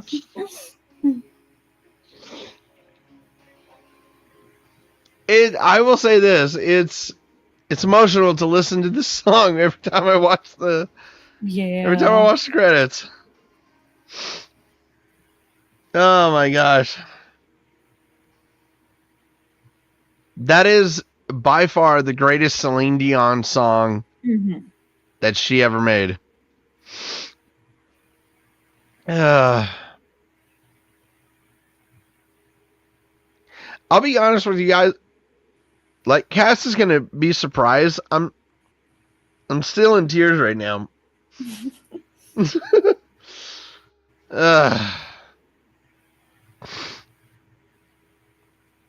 Oh my gosh. Yeah. It's always good to listen to that song. Yep.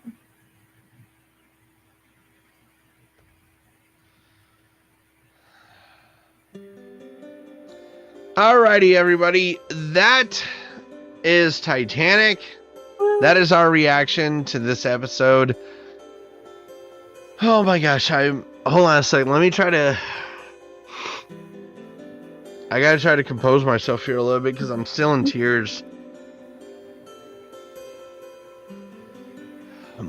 I wish we did I really wish we did a video reaction to this, because you guys have no idea of just how much this movie really does make me cry. I've seen this movie so many times, it's not even funny. Because, I mean, the fact that I can still say that this movie has been shown to me almost, and Cash, you're going to be surprised when you hear about this. I have seen this movie almost 500 times. Jesus Christ. That's crazy. It really is. And the fact that I've seen this movie so many times, first of all, I'm just looking at the stunts. The stunt actors and actresses. Holy shit. But the fact that I've seen this movie almost 500 times and I still get the fact that I still get this emotional over it is that just tells you just how good of a movie it is. And I mean, we've already given this movie a score, but I'm assuming Cass is going to give it a perfect 10 out of 10. Duh. Absolutely. But I mean, this was just a constellation movie of us reacting to a movie that, again, Cass was very adamant about watching, because when she found out that we were watching A Night to Remember, she was actually DMing me. She's like, "Are we gonna watch Titanic?" Yeah. But I'm so happy that we did get to watch this movie again. I'm so happy that we got to do a revamp version of this podcast and a revamp of Titanic. And by the way, I think Cass has seen this. we posted, Anthony posted this on TikTok, and it became the most viewed TikTok that we've ever had. And as of right now, it has over 5,000 views. We've never had a TikTok go over 5,000 views. That's what I think is crazy. Wow. I know. I'm looking at, like, right now, I'm looking at the videos that we've done, and the most that comes close to it is one that we did earlier this week, and it got almost 3,600 views. Damn. But it's just like, that just tells you just how dedicated the Titanic Society is. And before we get done with this podcast, I do, of course, want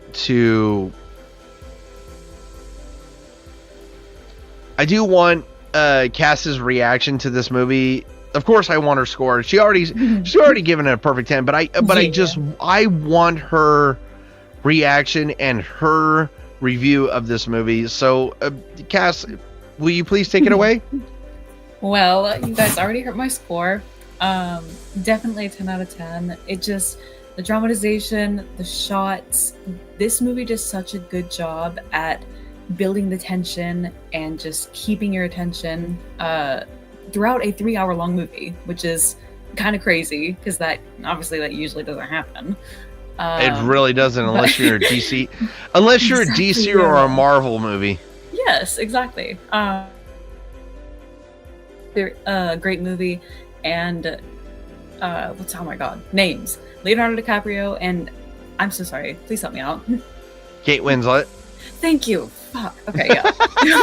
Both of them did such an amazing job. I love both of them in these roles, and everyone did a great job, and that's why it gets 10 out of 10. Oh, of course, hands down. And Cass heard me cry like a baby. I mean, I was tearing up the whole movie. I was tearing up like near the end of the film, and it's just like, think about this, like, how many movies can you watch over and over again and they still make you cry like this? Right. Very few. And you know what? I mean, this movie is just one of the greatest films ever made. I will always stand by that. And I will always stick with the fact that this movie keeps you glued to the movie screen, even for 3 hours and 15 minutes. And again, that's impressive for a non-DC or Marvel movie. Yeah. But with all that being said, it is time to end this podcast. It has almost been a 3.5-hour podcast, but Cass has stuck by, and I appreciate the hell out of her for doing this movie with me. Woo. But you guys will be happy to know that next Wednesday, me and Cass are starting on the Shrek movies. I know, right? I don't know what that was, to be honest. I don't know what that was, but I feel like it was appropriate. Right, exactly. Thank you for justifying that. No, it was so appropriate to do that. It was just like, it kind of sounded like Beavis and Butthead just going. Oh God, yeah. Yes. That's literally what I was going for. You said bottle on. Gosh. kind of like from Big Hero 6. Yes. Yes. It really was. But no, me and Cass are going to be starting on the Shrek movies here starting next week. We will be doing Shrek 1 through 4. And then, of course, Cass will give her next movie reaction. And I'm very excited to see what she is going to be picking, because she has literally has 4 weeks to decide the next film. Get ready. Oh, boy. Oh, boy. With all of that being said, it is time for me and Cass to say good night to all of you. I hope you guys have enjoyed this video. Hope you guys have enjoyed this podcast. Whatever time. But I gotta, of course, say my good nights. Have a good morning, have a good afternoon, and have a good night, whatever time that you are tuning into this live audio podcast commentary, wherever. For me and Cass and everybody here at Ready Set Action Commentaries, that is a cut, wrap, and print.